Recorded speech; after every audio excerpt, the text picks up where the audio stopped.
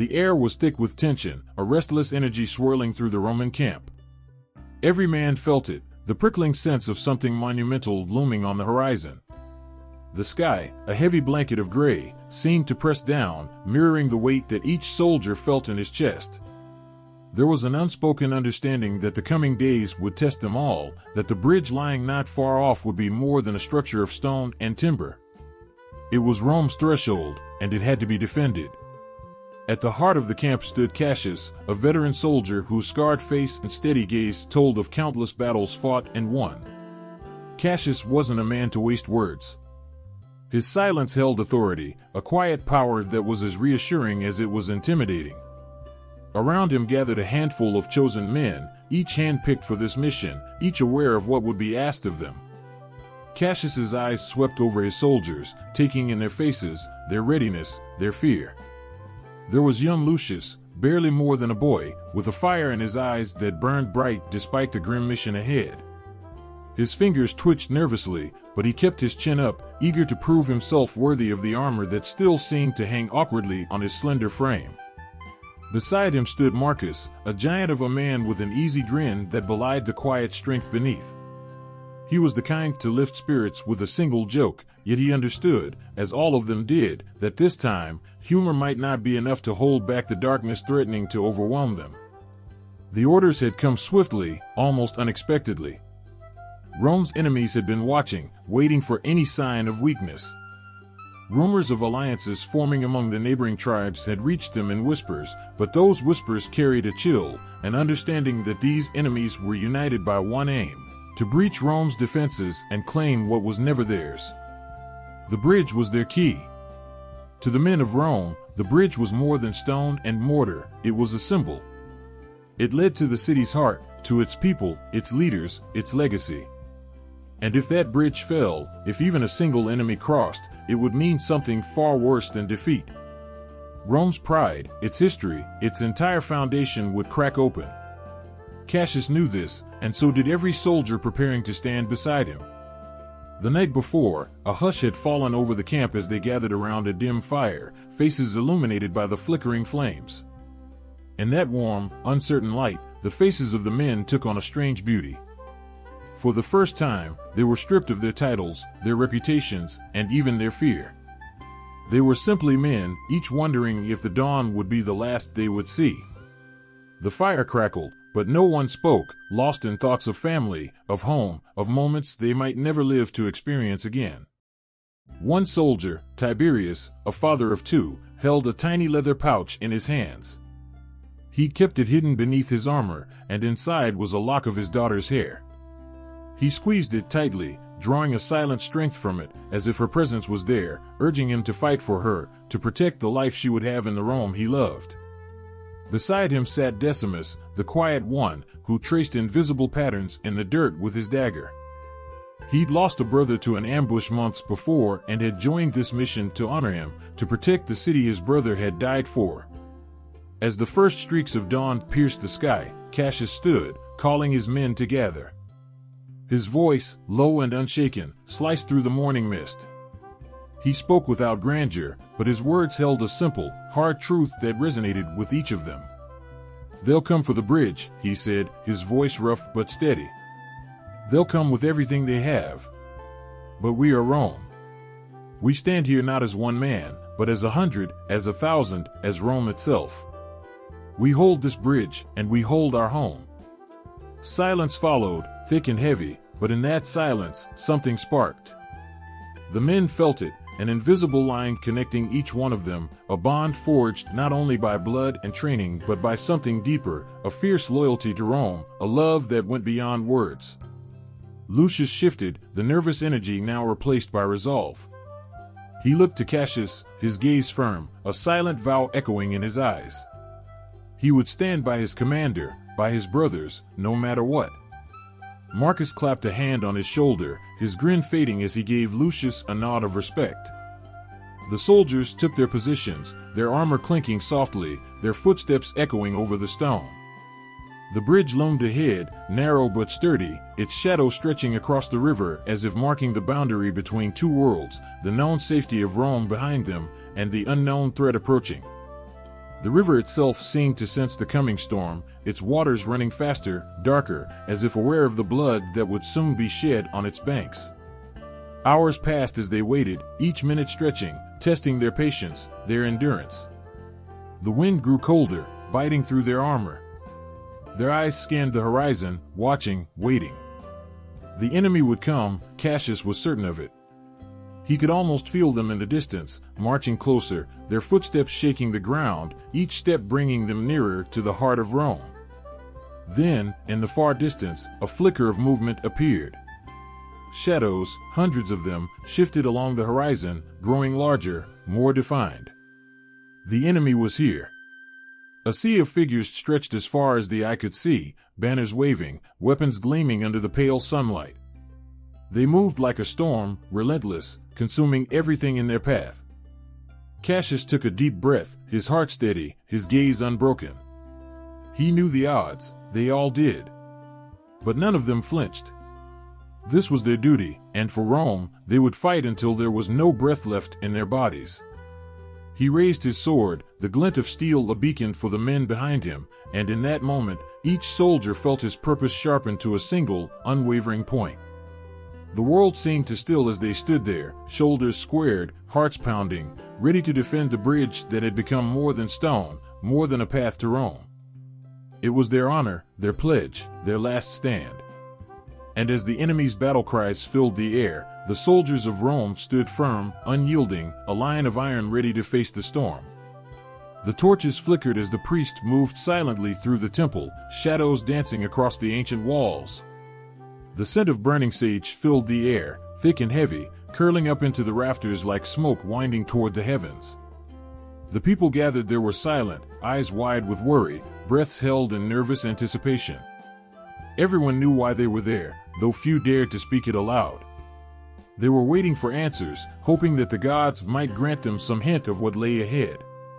At the far end of the temple, a small flame burned on an altar before the great stone statue of Jupiter, the god of thunder and war. The priest, an elderly man with a face lined by age and wisdom, stood motionless, staring into the flame as if he could read its flickering patterns. Those who had come to witness the ritual glanced at each other, unsure of what they hoped to hear, but all of them felt the same shiver of foreboding. Rumors had been spreading, dark whispers about armies amassing in the distance, about alliances formed in secret, and about a gathering storm that threatened Rome itself. The priest raised his hands, and a hush fell over the crowd. His voice, though soft, carried a weight that settled over them like a chill. He chanted in the old tongue, words that only a few truly understood, words that seemed to resonate with a power as ancient as the stones beneath their feet. It was the language of the gods, a language of secrets and fate. After a long pause, he closed his eyes, leaning over the flame until it bathed his face in an eerie, otherworldly glow. Slowly, he scattered a handful of fine powder over the fire, and the flame roared up, fierce and wild, casting strange shadows that seemed to twist and writhe like living creatures. The crowd gasped, some clutching each other, while others looked on in silent awe. The priest's eyes snapped open, as if he had glimpsed something far beyond the walls of the temple, something only he could see. His voice, now trembling, echoed through the chamber. "The gods speak of blood," he intoned, his words like the rumble of distant thunder. "They speak of a battle that will shake the earth and darken the skies." A murmur rippled through the crowd, a mixture of fear and disbelief. Yet, beneath their fear, a strange thrill moved through them. Rome had faced many enemies before, but this felt different. This battle would be more than a test of arms and skill, it would be a trial of spirit, a chance to prove themselves not only as soldiers, but as Romans, an honor that came with a steep price. The priest's gaze moved over the crowd, settling on each face as if he could see their innermost fears. His eyes were ancient, filled with a knowledge that came from something beyond mortal understanding. "A small army," he whispered, his voice softer now but filled with a terrible certainty. "A few among many will be called. They will stand where none dare to go. They will hold a bridge against the darkness. Their bodies may fall, but their spirits will live on." He paused, his face a mask of sorrow and awe. No one dared to breathe as they waited for him to continue. They will face the fury of countless enemies, he murmured. And yet, the gods promise victory, though it will come at a heavy price. They speak of courage beyond measure, of sacrifice, of glory that will echo through the ages. A woman in the crowd stifled a sob, clutching her child close. Around her, men shifted uneasily, some pressing their lips into thin lines, others bowing their heads as the weight of the prophecy settled over them. They knew that for every tale of honor and glory, there was another story, one of loss, of grief left behind for the living to carry. The priest stepped back from the altar, his hands trembling as he wiped a sheen of sweat from his brow. He closed his eyes once more, as if seeking guidance, and his voice softened, filled with a sorrow that seemed almost personal. Only a handful will return, he whispered, barely audible over the crackling fire. Those who live will carry the memory of their fallen brothers. They will walk in the shadow of those who gave their lives for Rome, bearing their names as a sacred oath, a debt that can never be repaid. Outside the temple, a low rumble of thunder echoed across the sky, as if Jupiter himself was watching, waiting. The crowd, shaken, began to disperse, though none left without glancing back at the priest, their hearts weighed down with a strange mix of fear and pride. They had come seeking answers, and they had found them, but they were answers that demanded a courage that few could fully grasp. At the back of the temple, Lucius, the young soldier who had been chosen for the mission, stood in the shadows. He hadn't told his mother he was leaving, hadn't explained that he would be one of the few to guard the bridge. She had lost his father to war, he didn't want her to carry the same weight of loss for her son. Yet he felt a pull, a sense that this was his fate, something greater than himself, something he couldn't turn away from. He looked up at the statue of Jupiter, his heart pounding in his chest. The gods had spoken, and though their message was full of darkness and death, it also held something else. It was a promise that those who answered the call would not be forgotten, that their names would live on, etched into the fabric of Rome's history. Lucius clenched his fists, feeling his fear melt into a fierce determination. He was no longer just a soldier. He was a part of something larger, something that would endure long after his bones had turned to dust. He was ready. As he left the temple, he saw Cassius standing alone in the courtyard, his face shadowed but his eyes bright with an unspoken understanding. Cassius nodded, a gesture that was both farewell and welcome, as if he, too, felt the invisible bond that was now forged between them. Lucius felt his shoulders straighten, the weight of his duty settling over him like armor. The gods had called, and they would answer. They would stand at that bridge, few against many, a line between Rome and the darkness pressing in from the unknown. The omen spoke of sacrifice, of loss and pain, but they also promised something more. They promised that their bravery, their unbreakable spirit, would become the stuff of legends, a tale that would be told long after they had left this world.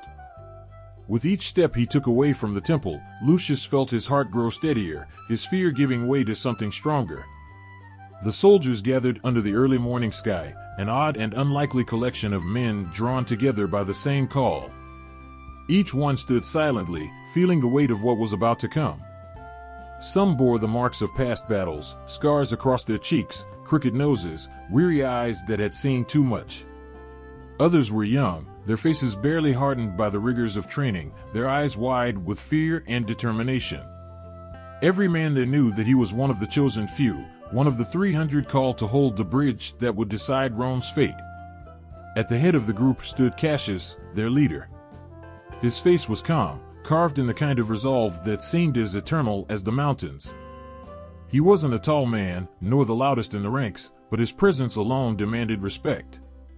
Cassius had led men into the fires of battle before, had seen soldiers fall and wars won, but he knew this mission would test them in ways they had never known.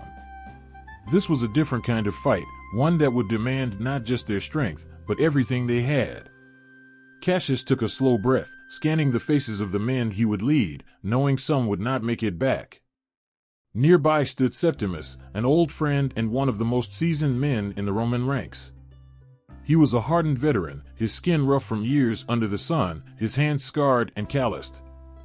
The other men joked that Septimus had more lives than a cat, and perhaps they were right. He'd survived wounds that would have brought others to their knees, had seen comrades die beside him, and had kept going, one battle after another. But today, even Septimus looked tense. He knew as well as any that age and experience didn't grant immunity to death. Yet he felt pride, too, pride that he would be part of a last stand, one that would be remembered if they succeeded, or if they fell. And then there was Lucius, barely 20, standing nervously among men twice his age.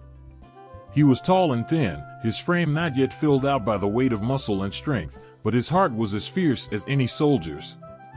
To him, this wasn't just a battle, it was his chance to prove himself worthy, to become more than a mere boy in armor. Lucius' father had been a soldier, one who had given his life in a battle near the border, and Lucius still carried the small, worn dagger his father had given him years ago. He held it now, squeezing the hilt as though it would give him courage, as if it could somehow turn him into the man he wanted to be. The soldiers around him whispered in low voices, casting glances his way. Some wondered if he could handle it, if the boy could stand firm when the enemy charged, but Lucius ignored them, his jaw clenched. In his heart, he knew he was ready, even if his hands trembled.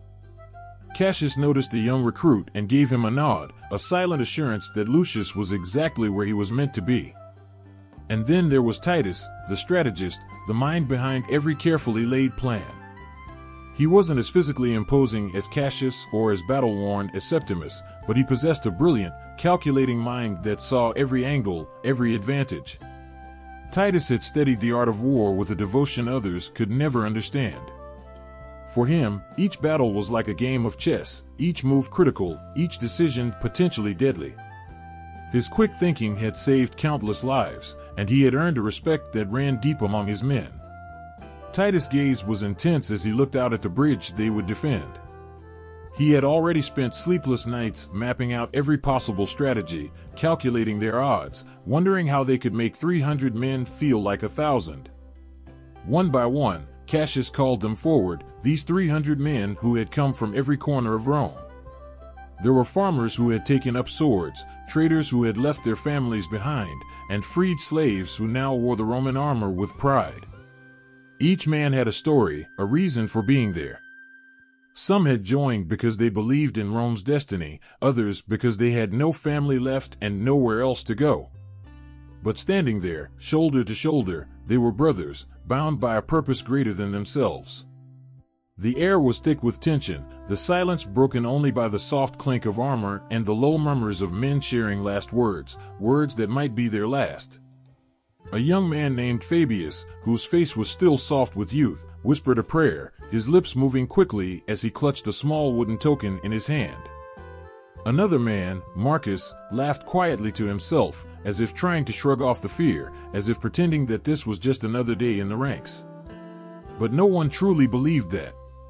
Cassius stepped forward, raising his voice, and all eyes turned to him. His words were clear, strong, each one resonating deep within their chests. "We stand here as one," he said, his voice unwavering. "We stand together, as protectors of Rome, as defenders of all that we hold dear. Each one of you has been chosen because you are more than soldiers.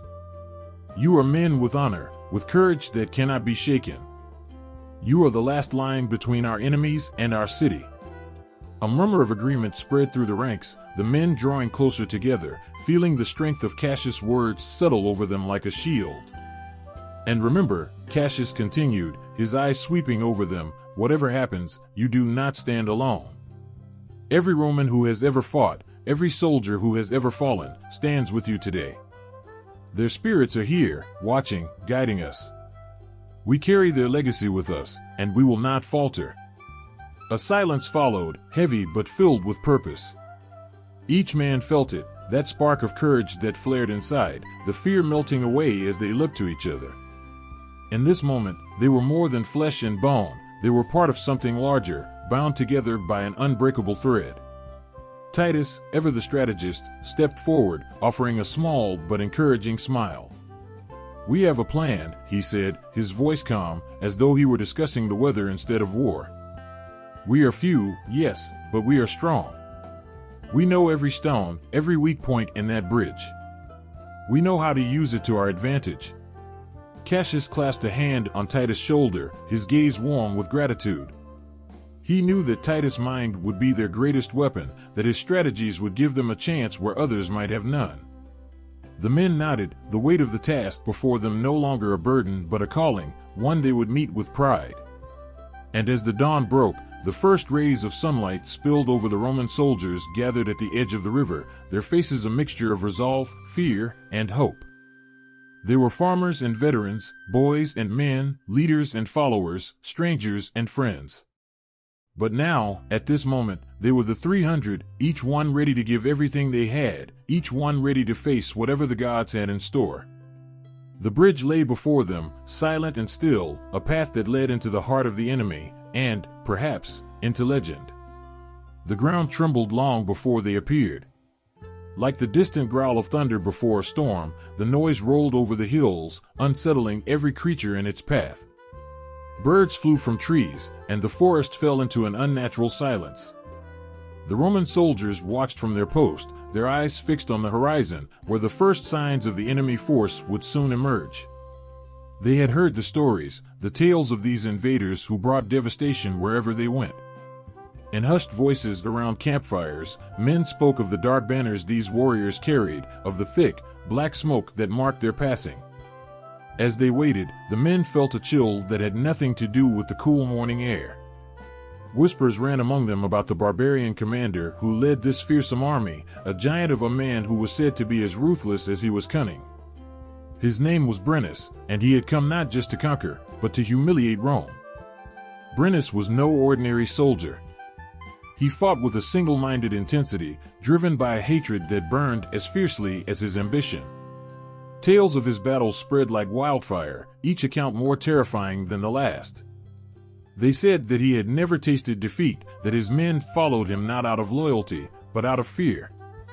It was said he fought not with weapons alone, but with a heart hardened by rage and a mind sharpened by vengeance. Brennus' people, a fierce confederation of tribes, had been battered and displaced by Rome's relentless expansion. They had once been proud, their lands vast, their people free. But Rome's ambition knew no bounds, and Brennus had watched his world shrink under the weight of the Roman Empire, had seen his people suffer, his homeland reduced to a memory. He saw Rome as a beast, an empire that devoured everything it touched. His desire to bring Rome to its knees was not just for conquest, it was personal. To him, destroying Rome was the only way to reclaim his people's dignity, to avenge the blood of his ancestors. The Romans heard he was a towering figure, clad in armor that gleamed like iron under a stormy sky. He carried a massive battle axe, which he wielded as though it weighed nothing, and his face bore the scars of countless battles. His eyes were said to be as cold as steel, a stare that could freeze a man's blood before the first blow had even fallen. Brennus wore a dark wolf pelt over his shoulders, the beast's eyes hollow and fierce, as if it, too, bore a grudge against the world. The sight of him alone was enough to send weaker men fleeing. As the enemy began to crest the hill, the Roman soldiers saw the first hints of their dark ranks. Banners rose above them, each one painted with symbols of power and wrath. They carried enormous shields, each emblazoned with fierce, snarling beasts, their designs meant to terrify anyone who dared stand against them. Their armor was rough and worn, unlike the polished metal of the Romans.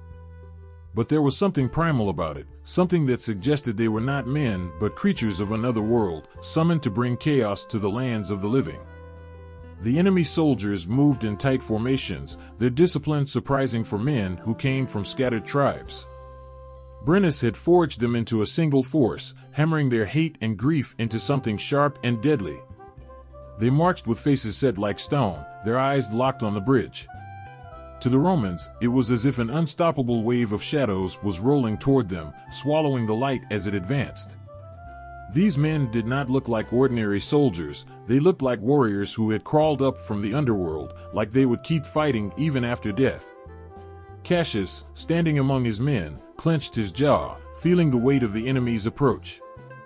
He knew what his soldiers were facing, what kind of man they were up against.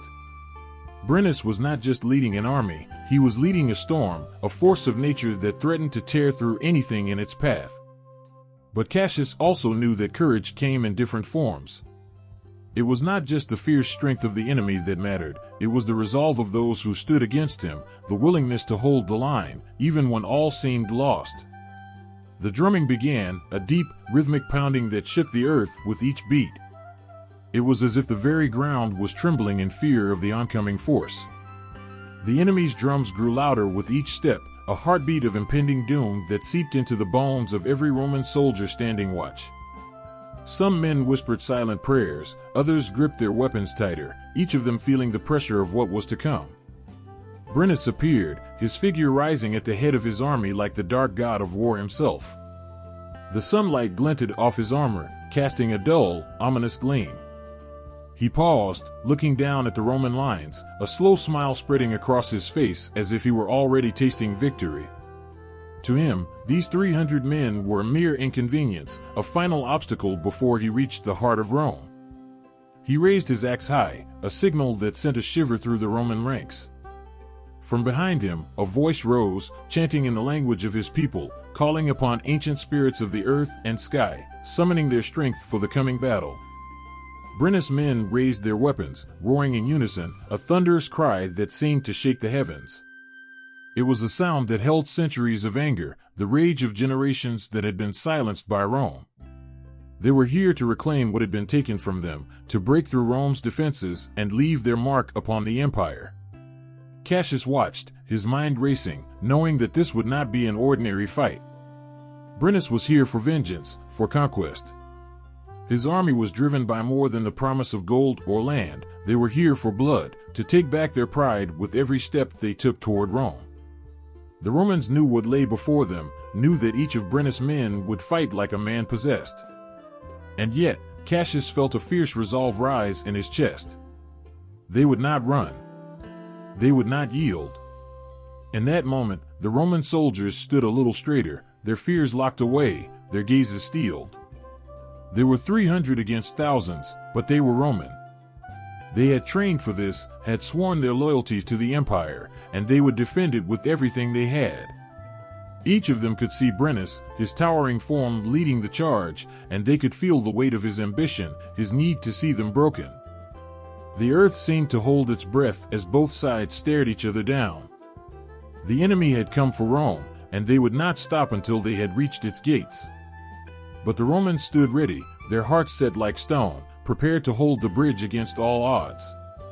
As the enemy's chant filled the air, as Brennus raised his axe once more, the Romans knew that the battle had already begun. This was the moment they had trained for, the moment they would show the world that Rome's spirit could not be broken. The enemy was powerful, fearsome, but the Romans held one thing they could not see, an unyielding will, a determination forged in loyalty and honor. And no matter how fearsome the enemy, no matter how dark the shadow that fell upon them, the Romans knew they would stand. The bridge stretched before them, a narrow stone path crossing the river's swift current below, leading to Rome's gates. It was their lifeline and their trap, their strongest defense and their greatest risk. The Romans knew that if they held this bridge, they could stop the advancing enemy. But it was clear from the start, it would take everything they had. Cassius moved among his men, his gaze fixed on the bridge as he silently calculated every weak point, every place where the stones were cracked or loose. He knew that their limited numbers meant they would have to use the bridge's narrow width to their advantage. With just 300 men, they could force the enemy into a confined space, bottling them in and limiting the advantage of their greater numbers. But the bridge was old, worn by years of rain and wind, and any wrong step could send men tumbling into the waters below. The soldiers worked without a word, hands moving swiftly as they laid down what defenses they could. Lucius, the youngest among them, placed sharp wooden stakes at intervals across the bridge, driving them deep into cracks between the stones. He wasn't sure they would hold, but it was all they had. Every stake, every stone placed in their way would slow the enemy, even if only for a moment.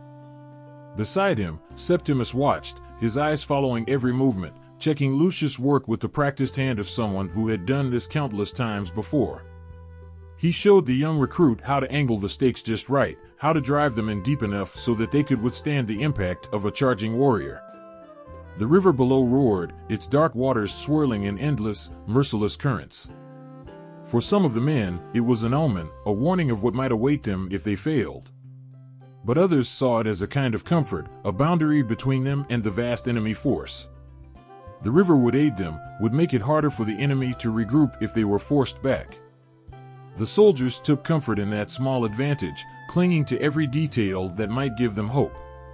Titus was at the far end of the bridge, overseeing the placement of barriers made from thick logs and twisted ropes they'd salvaged from nearby.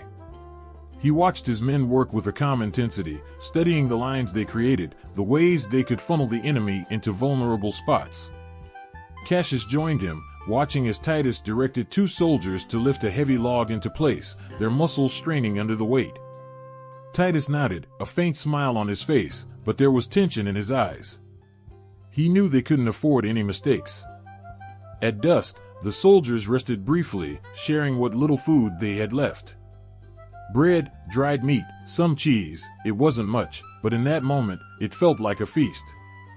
They sat together, their shoulders touching, their words soft but filled with warmth. Some of them told stories to break the silence, tales of their families, of past battles, of moments that had shaped their lives. It was an unspoken bond, one that had been formed over the course of hours and days, forged by fear and hope alike. They knew each other's names, their voices, the way they moved and fought, and that knowledge brought comfort. Septimus leaned back against a stone barrier, his weathered face softened by the glow of the small fire they had built. He looked around at the men, at Lucius, who sat nearby, his eyes fixed on the flames, his hands still trembling from the day's preparations. Septimus placed a hand on Lucius' shoulder, giving it a reassuring squeeze.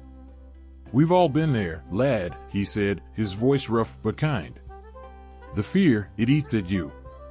Makes you feel like you'll never be ready. But when the time comes, you'll find the strength. We all do." Lucius nodded, swallowing hard. He tried to smile, but the fear lingered, clinging to him like a shadow. He looked up at Septimus, his eyes wide, filled with questions he didn't dare ask. But Septimus didn't need words to understand. He gave Lucius a nod, a silent promise that he would be there, standing by his side. Cassius watched his men from a distance, his heart heavy with a responsibility that seemed too great for any one person to bear. These men were under his command, their lives in his hands, and he knew what they were facing. The enemy was coming, and they had little time. He could see the tension in their faces, the way they moved with a kind of determination that masked their fear. Cassius felt that fear too, but he kept it hidden, showing only the strength that they needed to see. Titus came over, his brow furrowed as he looked out toward the bridge, his mind still working over every detail, every calculation. Cassius met his gaze, understanding the worry that lay beneath his calm exterior. "We've done all we can," Titus said, his voice low. "It's up to the gods now." Cassius nodded. He didn't believe much in fate or in gods watching over men, but he felt a kind of peace settle over him. He had chosen these men for their courage, their loyalty, their skill. He knew that, together, they could hold the line, could buy Rome the time it needed. He placed a hand on Titus' shoulder, his grip firm, a silent gesture of thanks. Night fell, and with it came a silence that seemed to stretch endlessly. The men lay close together, some dozing in the quiet, others keeping watch, their eyes scanning the darkness. The air was thick with the scent of the river, mingling with the faint smoke from their dying fire. Each man was lost in his own thoughts, yet they were all bound by the same purpose. As dawn approached, the men began to stir, the stillness breaking as they rose to prepare themselves. They donned their armor, each piece fitting with a sense of finality, as if this armor was not just metal and leather, but a shield against the fears that gnawed at their hearts. They adjusted their helmets, checked their weapons, glancing at each other with silent nods, gestures of respect and encouragement. Cassius walked among them, his gaze steady, his voice calm as he spoke words of reassurance. He reminded them of the strength they held, of the courage that would carry them through. He told them that they were not alone, that they were a part of something larger than any one man. His words settled over them like a warm cloak, softening the edge of their fear. At the edge of the bridge, Lucius stood beside Septimus, his heart pounding, his palms slick with sweat. Septimus gave him a quiet nod, a look that carried 1,000 unspoken words. Lucius felt a surge of courage, a spark that flickered within him, igniting a resolve he hadn't known he possessed. The sun began to rise, casting a golden glow over the river, illuminating the bridge they had fortified with everything they could muster. The enemy would come, and they would stand ready. In those last moments, as the light spread across the horizon, the men felt an unbreakable bond between them. They were no longer strangers, no longer just soldiers.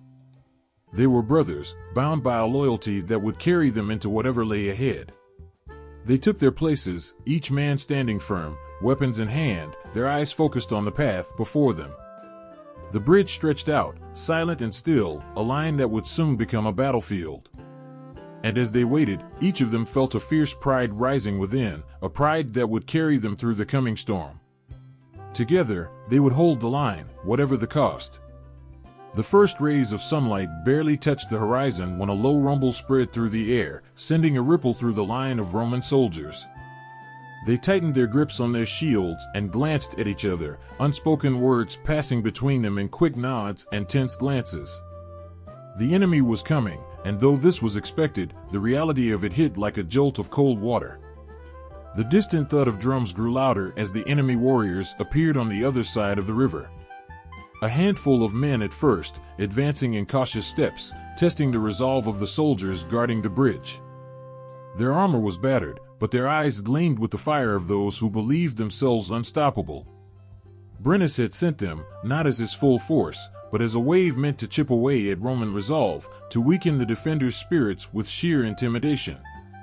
Cassius signaled to his men, a single, steady gesture, calm and resolute.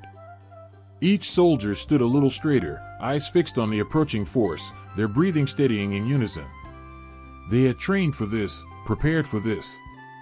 These first warriors were only a test, but one they would meet with all the strength they held. With shields locked and spears ready, the Romans waited, a wall of calm amid the storm of approaching noise. The enemy's jeers filled the air as they closed in, taunting the Roman line, attempting to shake their concentration, to stir their fear. But the Romans held, their disciplined silence answering back, as steady and unmoving as the stones beneath their feet. The enemy reached the bridge, their steps quickening, emboldened by the quiet of the Roman line. The first warrior lunged, spear aimed at the center of a Roman shield, thinking he could pierce through. But in a flash, the soldier deflected it with a twist of his shield and drove his own spear forward, catching the attacker off guard and sending him sprawling back, his cry swallowed by the roar of the river. The first clash of metal struck like lightning, a sound that sent a tremor through every heart on that bridge. The enemy warriors surged forward, attacking in quick succession, trying to overwhelm the Roman line with sheer numbers. Yet each time they pressed forward, the Romans responded as one, a single, fluid unit. They stepped back in precise movements, allowing their enemies to think they were gaining ground, then surged forward again with a force that knocked the attackers back, their shields like battering rams. Lucius, near the front, felt his heart racing as he blocked one blow after another, his arms aching under the weight of his shield. A young warrior from the enemy ranks thrust a spear at him, but Lucius shifted, stepping to the side, and with a swift movement, he swung his shield upward, catching the attacker off balance. With a quick jab, he pushed him back, feeling a surge of triumph as the warrior stumbled and fell. Septimus, standing beside him, gave a quick nod, a look of pride flashing in his eyes. Lucius returned the nod, his confidence bolstered by the veteran's silent approval. The battle continued, each clash and cry blending into a rhythm that the Romans followed instinctively. When one soldier tired, another stepped in to take his place, the transition so seamless it seemed like a single body moving, one heartbeat that guided them all. Cassius moved behind his men, observing each shift, each exchange, his orders clear and measured. His voice rose over the noise, steadying them, reminding them to hold, to keep their formation tight. Titus saw an opportunity in the enemy's pattern, in the way they moved, and called to his men, urging them to the left side of the bridge. The soldiers moved as one, their spears thrusting out in unison, catching the attackers by surprise. The enemy hesitated, their formation faltering, their confidence wavering under the precision and unity of the Roman defense. The attackers fell back, confusion spreading through their ranks. This was not what they had expected. They had come in with the belief that these Romans were outnumbered, that they would break easily under the weight of their assault. But these were no ordinary men, and the bridge itself seemed to favor them, each stone bearing witness to their resilience. Suddenly, a shout rang out from the enemy's side, a signal to fall back, to regroup. The enemy warriors pulled away, their movements slower now, weighted with the knowledge that this would not be a simple victory. As they retreated, the Romans stood in silence, shields raised, breathing hard but steady, watching them go. They did not jeer or call after them, they only watched, a silent force that seemed unbreakable.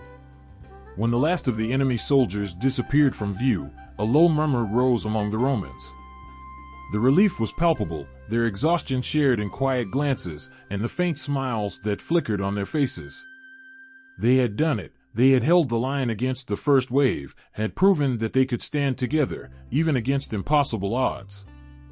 Septimus clapped Lucius on the shoulder, his voice rough but filled with pride. "You did well, lad. They thought they'd shake us, but look at them now, running back with their tails between their legs." Lucius managed a smile, his body still trembling from the adrenaline, but he felt a new strength within him, a bond with these men who had fought beside him, who had stood firm when all seemed lost. He looked out over the bridge, his heart swelling with a fierce pride he had never known. This was more than a battle, it was a promise they had made to one another, to stand and defend what was theirs, no matter the cost. Cassius moved among his men, his eyes filled with a quiet satisfaction. He knew this was only the beginning, that the enemy would come again, fiercer and in greater numbers.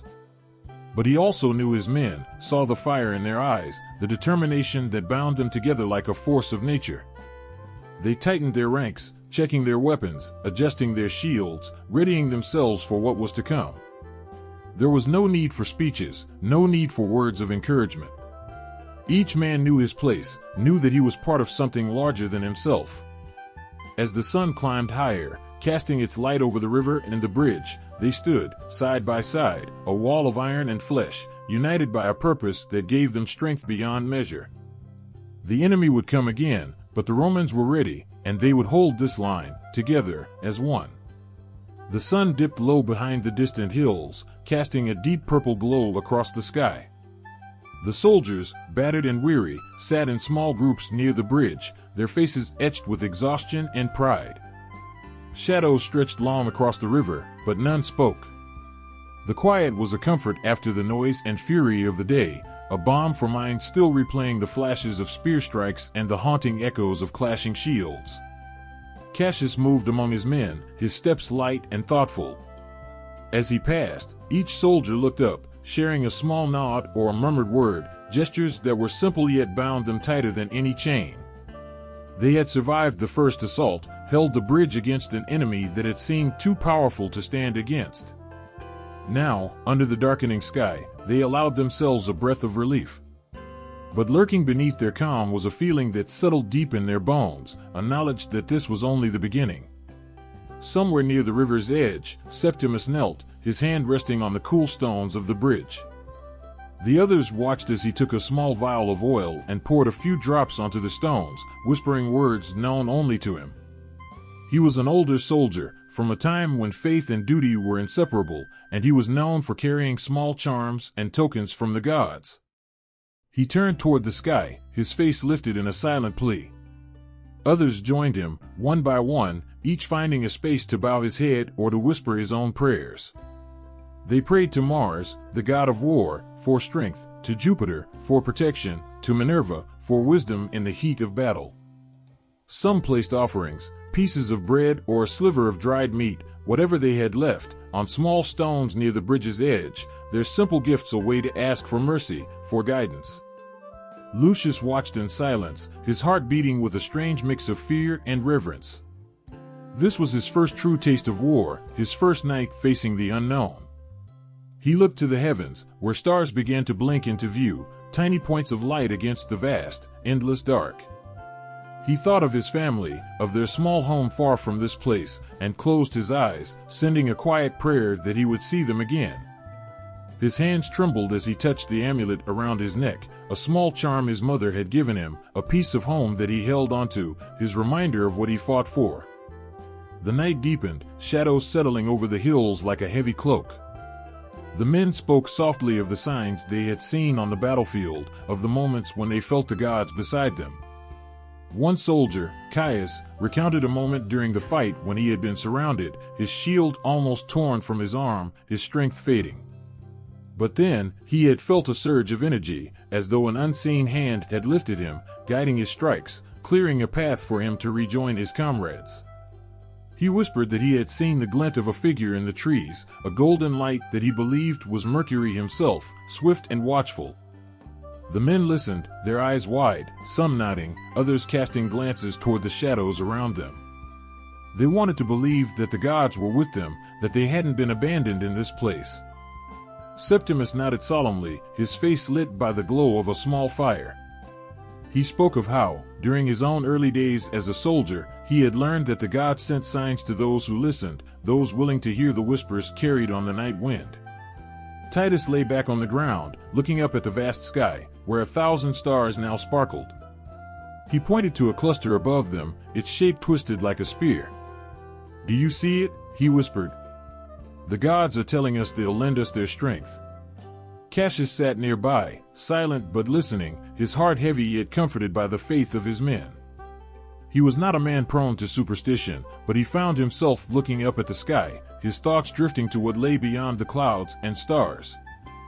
For a brief moment, he let himself believe that perhaps something was watching over them, some force greater than he could understand. As the fire crackled, the soldiers shared tales of omens they had seen. One man had spotted a hawk circling high above the bridge at dawn, a sign of Mars' watchful eye. Another had seen a deer on the riverbank just before the first skirmish, a creature they believed had come as a messenger from Diana, guiding their path. Lucius listened with wide eyes, his thoughts returning to his own small prayer, his quiet hope that the gods had heard him. He looked to Septimus, who seemed to sense his unease, and the older soldier gave him a reassuring smile. "You're brave, Lucius," Septimus said softly. "Bravery is its own blessing. The gods see that in you." Lucius nodded, feeling a warmth that went beyond the fire, a reassurance that steadied him, even in the face of what lay ahead. He closed his eyes, feeling the weight of the amulet around his neck, his mother's words echoing in his mind. Perhaps the gods were watching, he thought. Perhaps they were with him, with all of them, their presence woven into the very air. The night stretched on, the soldiers finding sleep in fits and starts, drifting into dreams filled with visions of fire and thunder, of gods clad in armor, watching from the heavens. Some awoke with a start, convinced they had seen the flicker of a torch, the shimmer of armor in the trees. Others felt a sense of peace settle over them, a feeling that they were not alone. Cassius lay awake, listening to the quiet breaths of his men, the soft murmurs as they dreamed. He stared at the stars, his thoughts turning to the days ahead, the battles they would face. His hand reached for the ground beside him, and his fingers brushed the cool stones, the rough texture grounding him, reminding him that they stood on a place where gods and men alike had walked. As dawn began to lighten the sky, the soldiers stirred, their bodies aching, their minds still lingering on the visions of the night. They rose, stretching stiff limbs, readying themselves to face another day. But in their eyes was a new light, a spark that hadn't been there before. The night had shown them something, had given them a glimpse of strength beyond themselves. They had felt the presence of something greater, something that whispered to them through the quiet of the stars. They gathered their weapons, shared quiet words of encouragement, and prepared to stand once more. As the first light broke over the hills, they moved toward the bridge, shoulders squared, hearts steady. They were no longer alone. In the depths of night, they had felt the gaze of the gods, the quiet promise that they were watched, that their courage was seen. And with that knowledge, they were ready to face whatever came next. The sun was sinking once more as Cassius steadied the advancing army on the other side of the river. The air felt thick with tension, each gust of wind carrying a reminder of the enemy waiting for the dawn to strike. Every man in the Roman camp knew that what was coming next would be fierce, and with only 300 soldiers, the odds seemed impossible. But Cassius wasn't one to accept defeat. In the quiet of his mind, a plan began to take form, one that defied reason but might give them a chance. He gathered his men in a tight circle, their faces drawn but unwavering. Cassius could see their resolve, but he also sensed the heaviness in their eyes, the unspoken fear that flickered like a candle barely holding its flame. He needed something to spark their spirits, a plan so bold it would rattle their enemy. He began by painting a vivid picture of what they could become, something bigger than mere men standing against the tide. They think we're weak, but tonight, we'll make them question every step they take toward us, he said, his voice low and steady. They think we're few? Then we'll make them see legions in the shadows. The men leaned in, listening with growing intensity as Cassius described his plan. They would play with fire, not the fire of rage, but the kind that flickered in the night, casting strange shapes and haunting shadows. If they positioned torches along the hillside and set certain areas alight, the flames could make their camp look vast, stretching far beyond their numbers. The flicker of light would hint at troops waiting in the darkness, unseen but undeniably there. Septimus was the first to nod, a grin breaking the lines of his withered face. "We'll use the shadows to fight for us," he murmured, his voice holding a strange excitement. Cassius felt the energy surge through his men as they grasped the beauty of the plan, each catching a glimmer of hope. In the dark of night, they would become giants, their numbers multiplied by illusion, their strength hiding in the flames and shadows. And they wouldn't just appear more numerous, they would sow fear, creating the haunting sense that the Romans were backed by forces unseen, by spirits of the land or gods of the night. But Cassius knew they'd need more than fire. He pulled Titus, the skilled strategist, aside, and they whispered together, plotting a second move. The plan called for a bold distraction, something that would unsettle the enemy's sense of certainty. They would use sounds, drums in the night, the clang of metal, voices calling and echoing over the hills. Each noise would carry like a heartbeat, growing louder, creating the sense of an army assembling, unseen but unmistakable. As the night deepened, the preparations began. Lucius, though young, was eager, his hands steady as he prepared torches, spreading them in wide arcs that spanned the hilltop, casting looming shadows that danced and shifted with every flicker. Some soldiers smeared ash and dirt across their faces, lending themselves a wild, untamed appearance. They would stand in silence near the lights, letting their figures blur into the darkness, appearing less like men and more like wraiths or guardians of the bridge. The enemy encampment was quiet, their fire small and contained, unaware of the spectacle forming on the hillside. Cassius could almost feel the edge of dawn approaching, yet he moved with a calm that settled over the entire camp. When everything was ready, he signaled, and one by one, the torches were lit. Flames shot upward, and shadows grew, stretching tall and winding along the ground like spirits awakening. Cassius watched as the enemy stirred, noticing the flames, the strange shapes moving and merging against the light. The murmurs reached him even across the river, the unmistakable confusion as they tried to count what they couldn't see, tried to measure a threat they couldn't understand. He could sense the fear moving like ripples through their ranks, each man trying to peer beyond the dark, wondering how many waited on the other side. Then Titus began his part of the plan. He started with a low, steady beat, a thump on a large shield, its echo bouncing through the valley. Other soldiers joined in, pounding in rhythm, their hands striking their armor in deep, resonant waves. The sounds rolled like thunder, a steady pulse that crept into the enemy's camp, waking them from any remnants of sleep, filling their minds with questions, with fear. The enemy's eyes darted from shadow to shadow, each imagining that somewhere out there, a vast Roman force waited to fall upon them. At the heart of this chorus, Cassius began to call out commands, his voice carrying over the hills. He used words familiar to every Roman soldier, words that spoke of formations and tactics, commands that would normally rally hundreds. But this time, he let the words twist and bend, his voice becoming a specter in the night, floating on the air to confuse and unsettle the enemy. The men followed suit, adding their voices to the night, each one pitching his tone to blend with the strange sounds, a rising and falling wave that sent chills through the silent enemy ranks. In the enemy camp, whispers started to spread, rumors of a Roman force more immense than they thought. Some of their scouts swore they had seen movements along the hills, figures too many to count, their forms towering and strange in the night. Some men muttered of seeing torches weaving through the trees, lights moving in patterns that seemed deliberate, ominous. The very air seemed to hum with a force they couldn't see, couldn't touch, and they felt, for the first time, that the ground beneath their feet might not be as solid as they had believed. In the Roman camp, Cassius watched as the fires continued to dance, the lights flickering in rhythmic waves. He could feel the power shifting, the strange energy that filled his men, a shared heartbeat of bravery and trust, each man leaning on the others. They stood together, a small band holding the illusion of an army, each ready to give whatever it took to protect the bridge.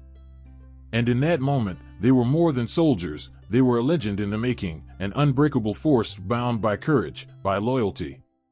As the sky began to lighten, the men kept their vigil, the fires burning low but still enough to carry their strength, their voices quiet but steady.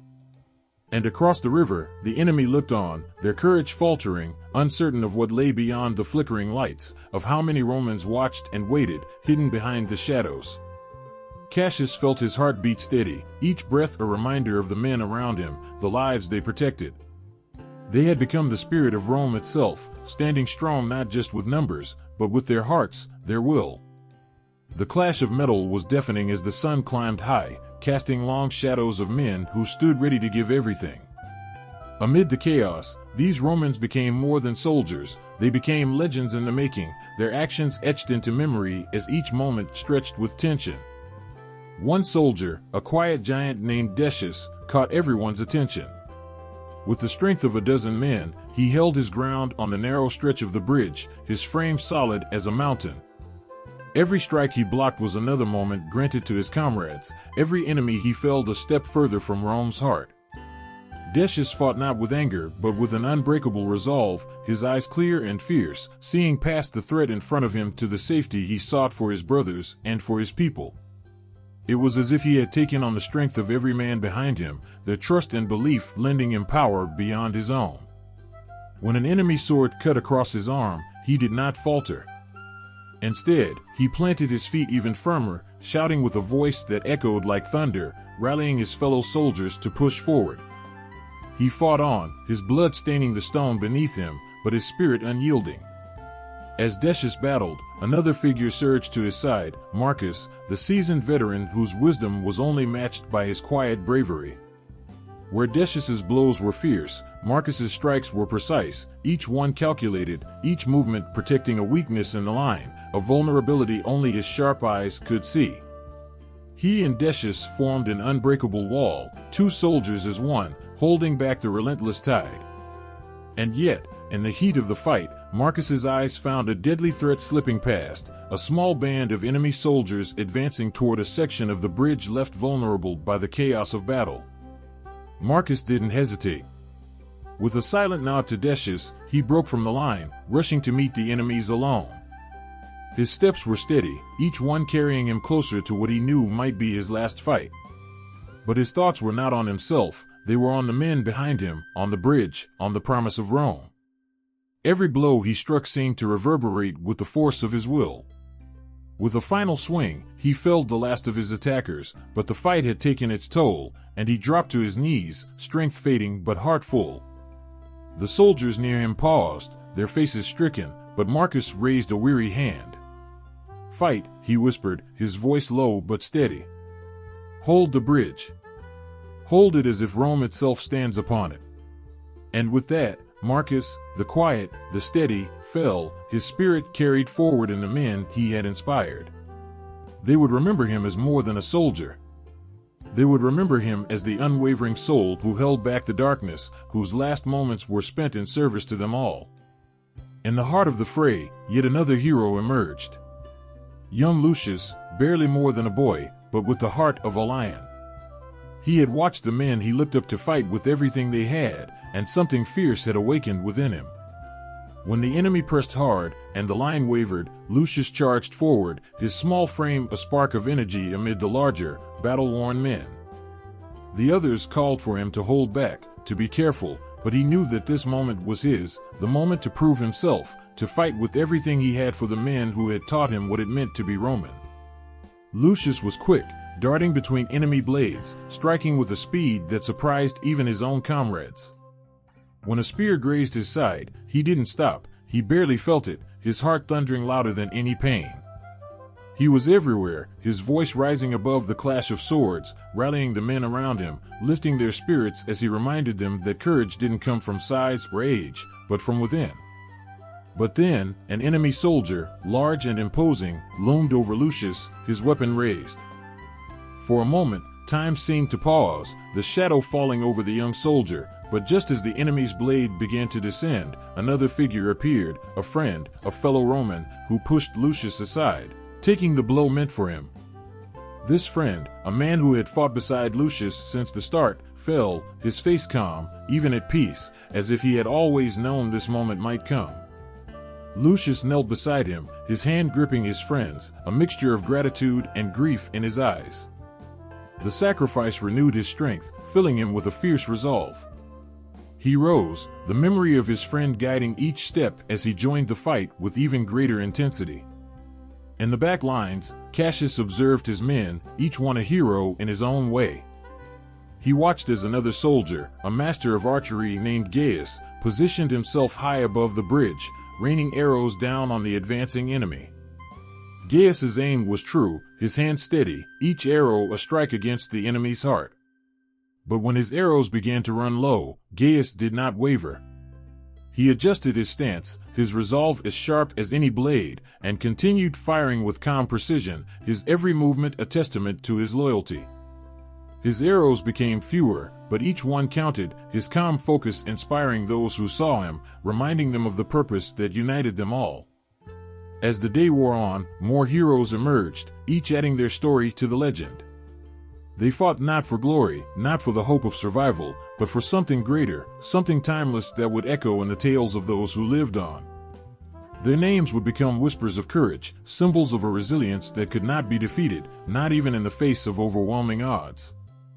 Through sweat, blood, and tears, each man found his place in the battle, his actions a testament to the power of unity and sacrifice. They had not set out to be heroes, but in each moment of bravery, and each life offered for the safety of the bridge and the hope of Rome, they had become more. Their courage spread like fire among the ranks, igniting something greater than any one of them. As the sun began to set, the bridge still stood, a silent witness to the bravery of these men. Their bodies bore the marks of battle, their spirits bound by the sacrifices they had seen, the lives they had lost, and the courage they had found within themselves. Each man was transformed, his actions no longer his own but woven into the very fabric of Rome, a story of honor, of valor, of the unbreakable strength found only in unity. And as they stood, side by side, their eyes meeting across the blood-stained stones, they understood that they were not just holding a bridge, they were holding the legacy of their people, standing as symbols of everything Rome held dear. Each man a legend, each moment a story that would be told for generations. The sky was thick with smoke, the scent of burning wood and flesh hanging heavy in the air. The battle was far from over, but for a moment, there was an eerie stillness. The Romans stood at the bridge, battered, bloodied, and exhausted, yet unbroken. But across the river, the enemy's leader, his name whispered with a mixture of fear and hatred, watched in silence, his eyes narrowing as he studied the small force that had held their ground for so long. Goreth, the enemy commander, stood tall amidst the chaos, his face a mask of fury. The Romans had resisted his every move, their courage like a stone wall he could not break. His men were bloodied, weary, and many had fallen, yet they still pressed on, unwilling to retreat. He had underestimated them at first, dismissing their small numbers, but now he knew better. These Romans were not like the others he had faced. They fought with an unyielding spirit, each man willing to lay down his life for a cause greater than themselves. Goreth clenched his fists, his frustration building with each passing second. But with that frustration came clarity. He would not let this band of Romans stand in his way. They had made their stand, but now he would make his own. The bridge would fall, or he would burn it to the ground. He would break them, no matter the cost. In the quiet of the night, as his men tended to their wounds, Goreth gathered his closest advisors. His voice was low, but there was a dangerous edge to it. "We've played their game," he said, eyes blazing. "They've fought us with honor, but they have underestimated the power of fear. It's time we turn the tables. We will make them regret ever stepping foot on that bridge." His plan was cruel, cunning, and relentless. He would attack their weakest point, their greatest vulnerability, their hope. The Romans had relied on the bridge's natural strength and their own resolve, but now, Goroth would strip away both. As the first light of dawn painted the sky in shades of crimson, the Romans could feel the shift in the air. The sound of footsteps and shifting armor came from behind them, subtle, at first, then unmistakable. A sense of unease crept through the defenders, a strange pressure that weighed heavy on their chests. They had held the line against brute force, but they could feel the tide turning. Something was coming. And then, it happened. From the shadows, they emerged. Not in a charge, not with swords drawn, but with something far worse, fire. Goroth's soldiers, armed with flaming torches, dashed across the riverbank, hurling them high into the air. The torches landed with precision, catching the dry wood of the bridge and the surrounding trees.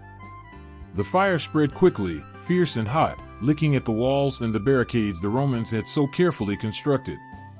The defenders scrambled, their hearts racing with panic.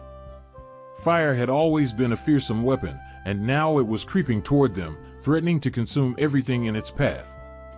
They tried to douse the flames with what little water they had, but the fire moved too quickly, mocking their efforts. The crackling of the flames drowned out all other sounds, and for a brief moment, it felt as though the entire world had collapsed into chaos. But Goroth was not finished. From his vantage point, he could see the fear in their eyes. And that was his greatest weapon, fear itself. With a brutal yell, he ordered his archers to move forward, their arrows tipped with more than just metal. They carried fire on their heads, sending a storm of flaming arrows toward the bridge, toward the Romans huddled beneath it. The arrows rained down like a storm of hellfire, the flames spreading across the wooden planks, igniting everything they touched. For the Romans, it felt as though the very gods had turned against them. The bridge, the symbol of their strength and their defense, was now being consumed by the very fire that had begun to invade their hearts. The flames leapt high, casting twisted shadows against the sky, and for a moment, it felt as though the world itself was closing in. Their resolve, so strong just hours ago, began to crack. They had stood against Goroth's army with courage, with honor, but now they faced something more insidious than just physical strength. They faced their own fear. The commander of the Romans, his face streaked with sweat and grime, barked orders through the smoke, his voice hoarse but unwavering. "Hold the line. Don't let the fire take us." But even as he spoke, he knew that the flames were not just burning their bridge, they were burning their hope. The fire spread quickly, and there were moments when even the bravest among them hesitated, their eyes darting toward the flickering flames, wondering if they could withstand the onslaught much longer. But it was not just the fire that threatened to break them. Goroth had one final trick up his sleeve. As the Romans scrambled to combat the flames, he unleashed his most terrifying weapon, fear itself, wrapped in the guise of shadows. The enemy's warriors had begun to wear masks, their faces covered in dark, fearsome images. Their presence was no longer just that of soldiers, they had become monsters in the minds of the defenders. The sight of these masked warriors, emerging from the smoke like demons, sent a shiver through the Romans. The very air seemed to change as the enemy pressed forward, their eyes burning with a vicious intent. It was no longer just a fight for survival, it was a battle against something deeper. Against the darkness within their own hearts. Goroth had orchestrated this fear, this nightmare, with the precision of a madman. His men had become not just enemies, but apparitions of terror, haunting the very minds of those they faced. With each step the masked figures took, the Romans felt their hearts beat faster. Every shadow that moved felt like it was closing in, tightening around them like a noose. Their blood ran cold, their courage faltering as they began to question their ability to withstand it all. The bridge, now half consumed by fire and the weight of fear, stood like a symbol of their struggle. But the Romans, despite the horror, did not break. They fought with desperation, their weapons raised high against the nightmarish tide. They held the line, even as the enemy's cunning strategy ate away at their resolve. The enemy had thrown everything they had at them, but still, the Romans held firm. There was no giving up. Not now. Not while the memory of those who had fallen was alive in their hearts. The flames might burn the bridge, the masks might haunt their dreams, but the Romans would not let the fear win. The battle was far from over, but it was clear Gorath had unleashed his most brutal weapon yet. The question now was whether the defenders would find a way to turn the tide, or whether they would be consumed by the flames of fear that were closing in on them. The weight of the night hung heavy on their shoulders, and the fires that still flickered across the bridge felt like the distant flames of a world burning around them. The Romans were exhausted. They had fought with every ounce of strength, every drop of blood, but now their bodies were betraying them. Their arms ached from holding shields, their legs shook with the weight of constant battle. Their faces, once bright with determination, were now smudged with soot and sweat, the light in their eyes flickering like the dying embers of a fire. And the supplies, there was hardly enough to last another day. The food was gone. Water had become a scarce treasure, passed from hand to hand with desperation. What little remained of their rations had long since been consumed, leaving only the gnawing ache of hunger. The shield walls, once solid and impenetrable, now seemed fragile, as though they might collapse under the weight of fatigue. The bridge, their last defense, had become a symbol of both hope and despair. Its stone walls, cracked and scorched from the fire, felt like the very bones of the earth breaking under the strain. The Romans had already held it longer than anyone thought possible, but now, even the most steadfast soldiers began to doubt. One by one, the men began to fall silent. It wasn't the enemy that caused the fear now, it was the creeping exhaustion, the gnawing uncertainty. It was the feeling of being caught in a vice, with no escape, no way forward. The reality of their situation began to sink in. Gorath's forces were relentless. They had all the resources the Romans lacked, and they were closing in. The men began to wonder, in hushed whispers, whether they would see the dawn. Or if, with the night, they too would fall into darkness. A young soldier, barely more than a boy, sank down onto the stone bridge. His hands were trembling as he gripped his sword, the hilt slick with sweat. He looked up at the commander, the man who had led them through so many trials. His eyes were full of doubt, as if searching for a reason to keep fighting, to keep hoping. "Sir," he said, his voice barely above a whisper, "how much longer can we hold on? We've fought so long, what if this is it?" The commander, his face worn with the weight of command, stood tall in the midst of the soldiers, his eyes scanning the men. He could feel the fear, the doubt, gnawing at their hearts. He had seen it before, in countless battles. The moment when the body could go no further, when the soul began to falter. It was the moment when a leader had to make the choice, to break or to fight. And he knew that his men were teetering on the edge. He walked slowly toward the young soldier, his footsteps steady. There was no easy answer to give, no simple words that could erase the fear or the exhaustion. But he had to speak. For the Romans to have any chance, they had to believe that their cause was worth the fight, worth the sacrifice. He knelt beside the boy, placing a hand on his shoulder. "You're not alone," he said softly. His voice was a low rumble, filled with a strength that could not be shaken. "None of you are alone. When you feel the weight too much to carry, you look to the man beside you. And you carry each other. Together, we stand." The boy looked up, his eyes wet with the threat of tears, but the commander's gaze never wavered. "We're Romans," he continued. "We've faced the gods themselves and walked through hell, and we've never backed down. This bridge, we hold it because we know that if we don't, nothing else matters. Our homes, our families, our empire, they fall. You fight not just for yourself, but for everything we've built." The commander's words cut through the doubt like a blade through fog. The young soldier's eyes shone with a renewed sense of purpose, but the doubt was still there, deep down. The fire had been stoked, but it would take more than words to keep the flame alive. The commander rose and turned to the others. Slowly, as if drawn by an invisible force, the rest of the soldiers gathered around. They, too, had felt it, the weight of the world on their shoulders, the crushing burden of exhaustion. Some were sitting, their backs pressed against the stones, eyes closed as though seeking an escape from the pain. Others were standing, their hands trembling as they held their weapons. And yet, despite it all, there was a fire burning in their eyes, a fire that had not been extinguished. The commander paced back and forth, his mind racing as he searched for a solution. He needed to remind them of what they were fighting for, of the strength they had within them. They weren't just soldiers. They were the heart of Rome. And no matter how many times they were knocked down, they would rise again. "We hold this bridge, men," he said, his voice rising with authority. "We hold it not just because we are soldiers. We hold it because we are Romans. And Romans do not yield. Not to fear, not to hunger, not to exhaustion. The enemy may think they can break us, but they are wrong. They underestimate the power of our resolve.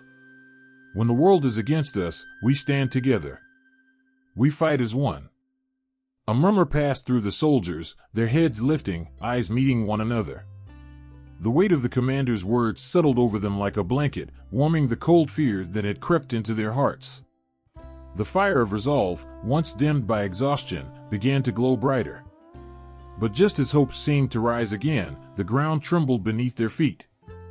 The enemy was advancing, their numbers greater than ever. Gorath had not given up. He was relentless, and this was not the end. It was the beginning of their final stand. The Romans knew they had little time left. Their bodies were broken, their minds weary. But as they looked around at each other, something shifted. The bonds between them, forged through battle and blood, were unbreakable. They knew that they had no choice but to fight, to hold the bridge, to hold the line. To prove that their sacrifices had not been in vain. The commander looked out over the bridge, his face set with determination. There was no turning back now. They would fight until their last breath, not because they had to, but because they had chosen to. They would not let the enemy break them. And as the roar of battle grew louder in the distance, the Romans stood tall, their resolve stronger than ever. The bridge would not fall today, not as long as they stood to defend it. The air was thick with the promise of doom, and the tension in the hearts of the Romans grew heavier with each passing hour. Their backs were against the bridge, their hands were calloused and bleeding, but the enemy, Gorath's relentless horde, was growing ever nearer. With every glance over the horizon, the Romans saw their fates more clearly. They were small, tired, and outnumbered. The stars above seemed cold and distant, offering no guidance, no comfort. The commander stood at the front of his men, his breath shallow, his eyes fixed on the advancing shadows. It was just before dusk when it happened. A silence, unnatural, eerie, swept over the battlefield. The cries of the enemy, the clang of weapons, all ceased for a brief, unsettling moment. It was as if time itself had held its breath.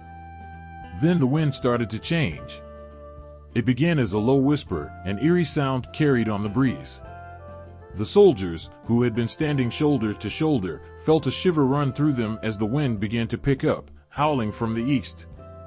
They had heard the tales, of course, tales of storms that could sweep armies off the face of the earth, of gods who took pity on the righteous, and of the fickle forces of nature that could turn the tide of battle in an instant. But none of them had ever expected to witness such an event. The first sign came in the sky. A dark, swirling mass of clouds rolled in from the horizon, blotting out the sun. It was so sudden, so unnatural, that the Romans couldn't help but stop, their gazes lifting to the heavens as the wind picked up, now howling with fury. The sky grew darker and darker, as if the very earth itself was preparing to swallow them whole. At first, it was just an ominous change in the weather, a warning, perhaps, of things to come. But then something more began to happen.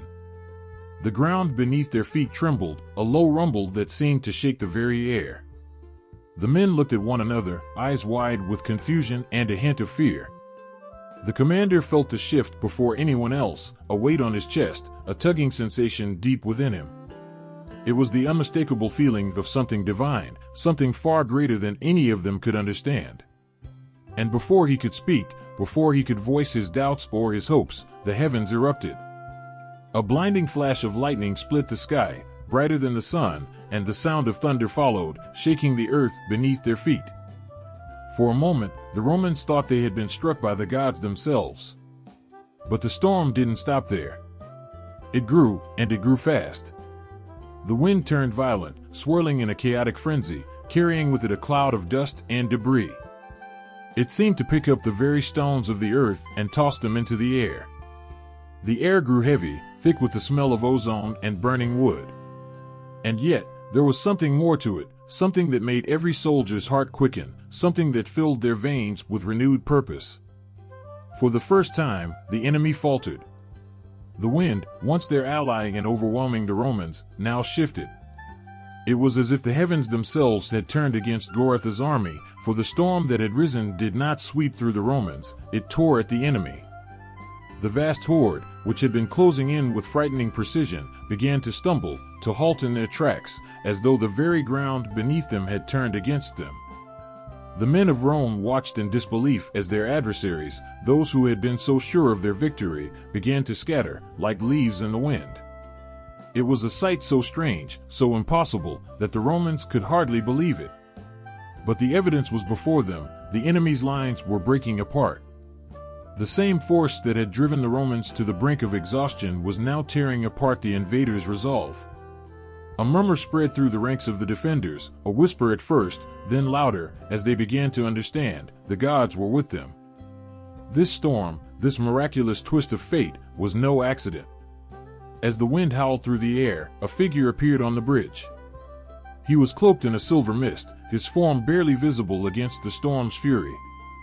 The Romans stared, their gazes fixed on the apparition, unsure of what they were seeing. Was it a trick of the mind? Or had the gods truly descended to walk among them? The figure raised a hand, his silhouette outlined by the jagged lightning strikes above. And in that instant, as if on cue, a great flash of lightning struck the heart of Gorotha's advancing force. The strike was so fierce, so violent, that it sent men and horses flying in all directions. For a moment, the enemy's line was broken, stunned, scattered, and confused. The men of Rome stood silent, their hearts pounding in their chests as they watched the chaos unfold before them. The enemy had not been defeated by force alone, but by something greater, something that they could not explain. In that fleeting moment, the Romans saw something more than just a miracle. They saw that they were not alone. The gods had heard their prayers. As the storm raged around them, the commander felt a new fire ignite within him. This was no longer a battle fought with weapons alone. This was a battle for the very soul of Rome, and the gods themselves had intervened. The storm, the lightning, the mysterious figure, they had given the Romans what they needed most, hope. The enemy, now battered and confused, tried to regroup. But the Romans, renewed by the sight of the divine, knew that they could not falter. They had been granted a reprieve, a moment of grace. And they would not waste it. As the storm began to ease, the winds that had torn through the enemy's ranks softened, leaving only the echo of a battle that had taken a strange and miraculous turn. The bridge, once a place of uncertainty and fear, now felt like a sacred ground. The Romans, standing together under the fading storm, knew that this was not just a fight for their survival. It was a fight for something far greater, the very heart of their empire. And as the last remnants of the storm passed, the Romans stood taller. The battle was far from over, but now, they were no longer just fighting to hold a bridge. They were fighting for something much more powerful, the favor of the gods, the spirit of Rome itself. The wind carried the sharp scent of blood and sweat, mingling with the heavy dust that hung in the air like a suffocating fog. The cries of the wounded echoed across the bridge, a haunting reminder of the cost of survival. The Romans, once a proud and determined force of 300, had been whittled down by the relentless assault of Gorotha's horde. Each step forward felt like an eternity, and with each fallen comrade, the weight of the battle grew heavier. But in the midst of it all, something remarkable had happened. In the face of unimaginable odds, the 300 had become more than just soldiers. They had become brothers. Corvus, the commander, stood with his back to the bridge, his eyes scanning the remnants of his men. His heart was heavy with loss, but his spirit was unbroken. He could see it in the eyes of each man still standing. There was a bond among them that no enemy could sever.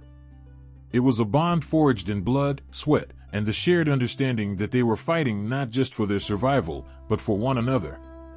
The bond was most evident in the quiet moments between the soldiers. The hushed conversations around the campfires, the shared glances as they passed each other on the bridge, the unspoken promises that no matter how many of them fell, they would not leave anyone behind.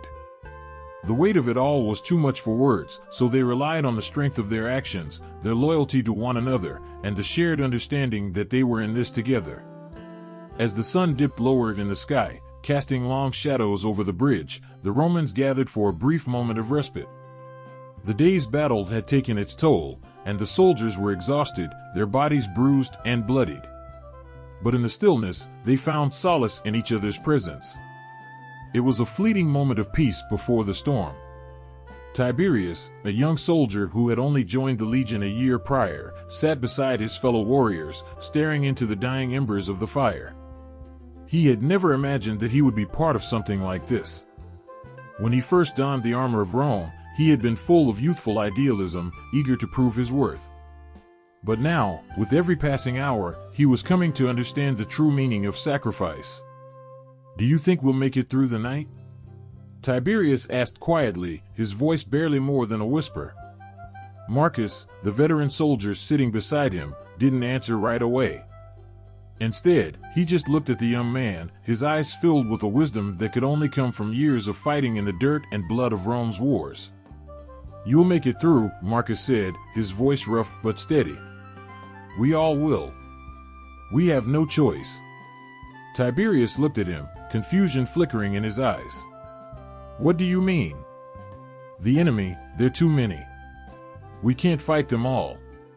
Marcus let out a low chuckle, but there was no humor in it. "It's not about fighting them all. It's about fighting for each other. That's what makes us stronger than they'll ever be. They can take our lives, but they'll never take the brotherhood we've built." The young soldier nodded, absorbing the weight of the words. In that moment, he realized something that he hadn't fully understood before. This wasn't just about fighting for Rome. This was about fighting for every man beside him, for the men who had become more than comrades, they had become family. As the hours passed, the sounds of the enemy grew louder, a constant reminder of the battle that was still raging outside the bridge's walls. The Romans were tired, their bodies aching from hours of fighting, but they didn't stop. They couldn't. Just as Corvus was about to give the order to regroup, a shout rang out from the far side of the bridge. A group of Goratha's warriors had broken through, pushing past the traps set by the defenders. The Romans scrambled to form a line, but the enemy was relentless. It was in that moment, as chaos erupted once again, that the true nature of their bond was revealed. Lucius, a quiet but fiercely loyal soldier, was the first to see the enemy charging toward the bridge with reckless abandon. Without hesitation, he shouted to his comrades and dashed forward, standing at the front of the line. His shield raised, his spear gripped tightly in his hand, Lucius faced the enemy without fear. "Come at me!"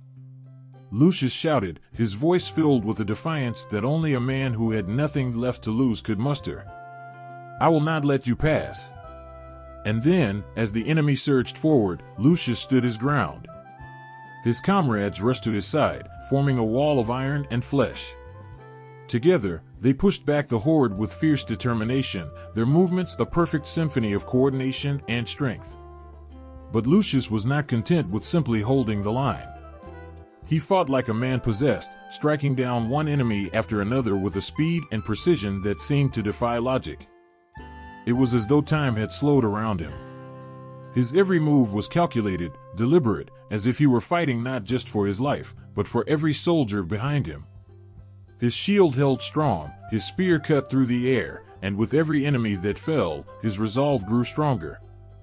But it wasn't just Lucius who fought with that unyielding spirit. All around him, the 300 fought with the same ferocity, the same bond that held them together. Tiberius, once a hesitant recruit, now fought with the courage of a man who had learned the true meaning of sacrifice. Marcus, the veteran, moved like a shadow, his experience guiding him through every movement. And Corvus, their commander, stood at the center, rallying them with every word, every gesture, reminding them that they were not just soldiers, they were brothers. As the battle raged on, and the hours stretched into an endless haze of pain and fear, the bonds between the Romans grew stronger. Each sacrifice, each act of bravery, only deepened their connection to one another. And with each fallen comrade, the bond became even more unbreakable. They were no longer just a group of soldiers, they were a family, bound by the unspoken understanding that no matter what happened, they would fight for each other to the end. The night was long, and the battle raged on. But as the first light of dawn broke over the horizon, the 300 stood tall, their hearts filled with a strength that no enemy could shatter. They had become more than just defenders of the bridge. They had become the embodiment of brotherhood, a force that could not be broken, no matter how many fell or how many times they were tested. And through it all, the soldiers knew one thing: they would fight, not for Rome alone, but for the bond that had been forged in the fires of battle, for the brothers who stood beside them, and for the memory of those who had given their lives to protect the others. The moon hung low over the battlefield, its pale light casting eerie shadows across the bridge. The wind had died down, leaving an unsettling stillness in the air. There was no sound but the faint murmur of the enemy just beyond the bridge's edge, waiting. The Romans, battered and weary, stood silent, their eyes fixed on the horizon, where the dark outline of Goratha's army loomed like an unstoppable force. The bridge, once a symbol of their resolve, now felt fragile beneath their feet. It was as though the weight of the world rested on it, and every gust of wind threatened to shatter their resolve. Each step forward from the enemy brought with it an almost unbearable tension, the air thick with the scent of death. Corvus, the commander, stood at the front, his hand on the cold stone of the bridge. He could feel the vibrations beneath his fingertips, as if the earth itself trembled in anticipation of what was to come. His men were exhausted, beyond exhaustion, in fact. Their faces were drawn, their eyes hollow from sleepless nights and relentless combat. And yet, they stood firm. Not because they were invincible, but because they had no choice.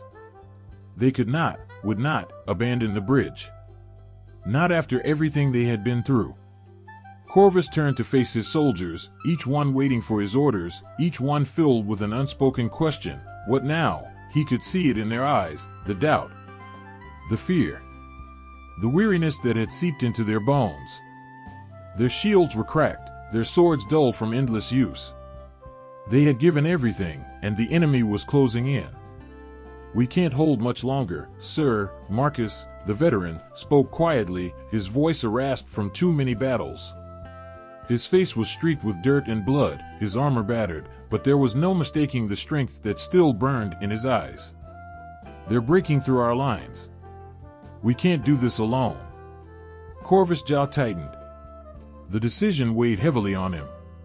To hold the bridge meant certain death for many of his men. To abandon it meant abandoning Rome's honor and risking the lives of countless others down the line. But to call for reinforcements? Would they even come in time? He turned away from Marcus, his gaze falling on the horizon. The night was so still now that it seemed unnatural, as though time had stopped. The stars above seemed dim, as if they, too, had turned their backs on the Romans. His thoughts were a whirlwind, each one faster than the last. Could they hold on? Was it even worth it? His hand tightened around his sword's hilt, his knuckles turning white. In his mind, the faces of his men flashed before him, each one a brother, each one a soul willing to die for the other. They had fought together, bled together, laughed together in the rare moments when they found humor in the darkness. Tiberius, the young soldier who had first questioned his purpose, was now standing to Corvus' left, his eyes wide, filled with fear. "Commander," he said softly, "we can't keep fighting. We've given all we have. We need help, now." It was a voice of panic, the voice of a soldier who had seen too much and was about to break. Corvus glanced at him, and for a moment he saw the boy Tiberius had been, full of life and hope. But now, he was no different than the others. They all wore the same haunted expression, the same weight on their shoulders. And yet, somehow, that weight was shared between them. Corvus knew this was not just his decision. It was the decision of every man who stood beside him. The bridge, with all its strategic importance, was their final stand. The enemy would come, and they would have to make a choice: run, fight to the death, or place their trust in something beyond their control. The moment stretched on, thick with uncertainty. It was as if the world was holding its breath. And then, a voice rang out, steady and sure. "We fight," Marcus said, his voice like a rock against the storm. "We fight, not because we think we can win, but because we cannot allow them to take this from us." A murmur of agreement ran through the men. Even in the darkness, with the odds stacked impossibly high, there was something in those words that reignited their resolve. The Romans had never been a people to yield. They had faced overwhelming odds before and survived, not because they were the strongest, but because they had heart. They had unity. And that was something their enemies could never replicate. Corvus looked at his men, his eyes scanning the faces of the soldiers who had stood with him through thick and thin. "If we fight together," he said, his voice low but filled with an unshakable strength. "If we fall as brothers. We may not have the numbers, but we have the will. And that is all that matters." Tiberius, his eyes filled with new understanding, nodded.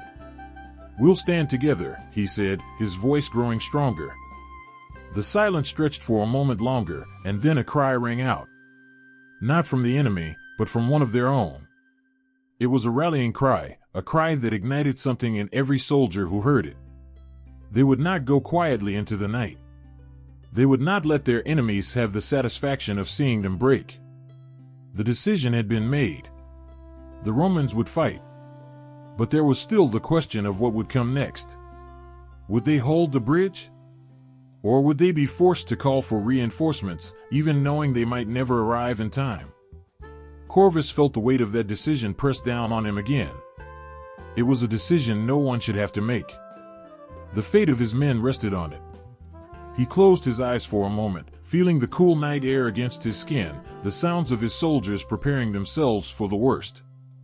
It felt like the last moment of calm before a storm, the last breath before the plunge into the unknown. There was no easy choice. There was no perfect answer. And yet, in that moment, Corvus knew one thing with absolute certainty: he would not turn his back on his brothers. They had fought too hard. They had bled too much. And if it was to be their final stand, they would make it count. Whatever the cost. The enemy was close now, their forces pushing against the edges of the bridge. The moment had arrived. The roar of the enemy was deafening. It surged like a tidal wave, a sound that seemed to swallow the air, the ground, everything. The Romans stood firm on the bridge, their faces grim, their eyes hollow with exhaustion, but burning with a fire that could not be extinguished. The bridge, their last line of defense, seemed impossibly narrow, as though it were shrinking with every breath they took. Their backs were to the river now, and there was no retreat. There was nowhere to go. The first wave of the enemy crashed into them like a storm.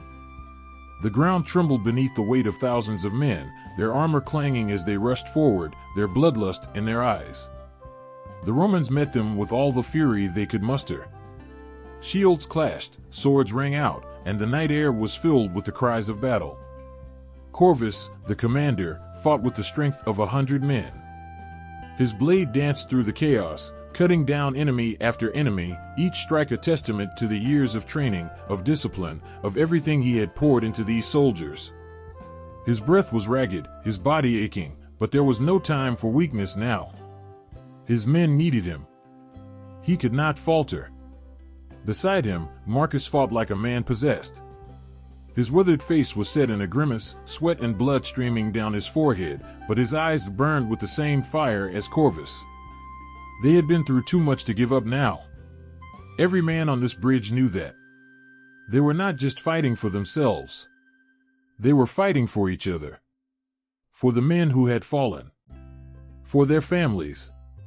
For the honor of Rome itself.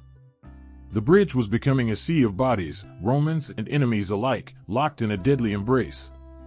Tiberius, once the young recruit filled with uncertainty, had grown into a warrior in his own right. His sword flashed in the dim light, cutting through the dark mass of attackers with a skill he never knew he had. He had learned from the veterans. He had learned from them all. And now, he fought not just for survival, but to honor the bond that had formed between them all. But the enemy was relentless. They came in wave after wave, and each one seemed more determined, more furious than the last. The Romans were outnumbered, their strength dwindling with every passing moment. The bridge that had once felt solid beneath their feet now seemed to tremble with every strike, as if it, too, was aware of the fragility of their position. Corvus could see the look in the eyes of his men. They were tired, so tired. Their shields were battered, their swords dull. The blood of their comrades stained the stone beneath them. The ground was slick with it. And yet, still, they fought. They fought because they had no choice.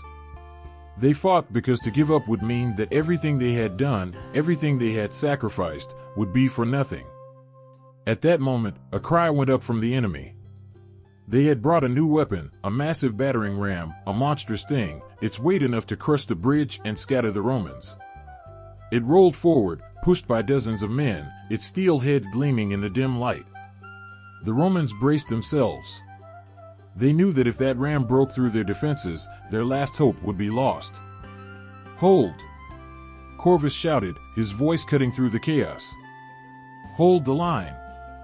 But even as he said it, he knew. They could not hold much longer. The battering ram was closing in, and they were running out of time. Out of strength. Marcus, seeing the danger, acted without hesitation. He turned to Corvus, his face set in grim determination. "We can't stop it unless we take it down," he said, his voice low but urgent. "I'll go." Corvus' heart twisted in his chest. He wanted to say no, wanted to hold Marcus back. But there was no time. He could see the same resolve in Marcus' eyes that had fueled him through every battle. This was not a man who would run. "Go," Corvus said, his voice hoarse. "Take it down." Marcus nodded once, sharply, and then he was gone, charging through the chaos, his sword raised high. His form disappeared into the throng of enemies, but Corvus could feel the weight of that moment, could feel that it was the beginning of the end. The battering ram was almost at the bridge now. The Romans were fighting with everything they had left, but the enemy was closing in, and the weight of their numbers was crushing them. The sound of metal on metal, the cries of the wounded, the desperate shouts of the soldiers, it all blurred into a nightmare. And then, a massive explosion. The ground shook violently, and a great roar echoed through the night. The battering ram had been destroyed. Marcus' sacrifice had not been in vain. Corvus' heart raced. He looked around, his eyes scanning the bridge, searching for Marcus. But there was no time. The enemy was still pressing forward, and every second counted. The bridge had held, but only just. With renewed determination, Corvus rallied his men. "We hold the line," he shouted, his voice cutting through the fog of exhaustion and fear. "For Rome. For each other." The soldiers responded, their voices rising in a chorus, a cry of defiance. They were tired. They were broken. But they would not surrender. Not now. Not after everything they had given. The battle raged on, a blur of violence and noise. Every step was harder than the last, every breath a struggle. The Romans had lost men, too many men, but they still fought. They fought because it was all they knew. And they fought because they were brothers. In the chaos, Corvus saw Tiberius, his face bloodied but determined, fighting side by side with a man who had once been a stranger but was now a brother. Together, they held back the enemy, their shields locked in unbreakable unity. The bridge had become a place of myth, a place where legends were born. And in that moment, as Corvus swung his sword once more, he knew, no matter how the battle ended, these men would live forever in the stories of Rome. The final waves of the enemy came, and the Romans held their ground with a ferocity that would echo through the ages. But as the last cries of battle faded into the night, the cost of their victory was clear. Only a few of the 300 remained, their bodies battered, their spirits broken but unbowed. The bridge had been saved. The enemy had been repelled. But at what cost? The battle was over. The stand had been made. And though many would fall, the courage of those who remained would never be forgotten. The dawn broke over the battlefield, casting long shadows across the wreckage that littered the bridge. The blood-stained stones gleamed in the early light, and the air was thick with the scent of sweat, iron, and death. The sounds of battle had faded, leaving only the eerie silence of a battlefield after the storm. For the few surviving Romans, that silence felt like a heavy weight, a reminder of everything they had lost. They had held the line, but at what cost? Corvus stood at the front of the remaining men, his armor battered and broken, his sword hanging loosely at his side. His eyes scanned the bridge, now littered with bodies, both Roman and enemy. There were fewer of them now, just a handful of warriors, their faces worn with exhaustion, their bodies barely able to move. But their spirits remained unbroken, held together by something stronger than the weight of their wounds, brotherhood. The battle had taken everything from them. The faces of fallen comrades flashed in their minds, men they had fought alongside, laughed with, bled with. And now they were gone. But there was something else, too, something that pulsed through their veins like a lifeline. The bridge had been held. The enemy had been delayed. And that, above all else, was their victory. Corvus felt the weight of the moment settle in his chest. He had known this might be the outcome. He had known it from the first day they took their positions on this bridge, staring across at the enemy's mighty force. But they had stood firm, against all odds. And in doing so, they had given Rome the time it needed. Time for reinforcements to arrive. Time for the enemy to falter. The soldiers around him were barely moving, too tired to do anything more than watch the enemy regroup across the river. There was no cheer, no loud cries of victory. They had no strength left for that. Only the quiet recognition that they had done what was needed.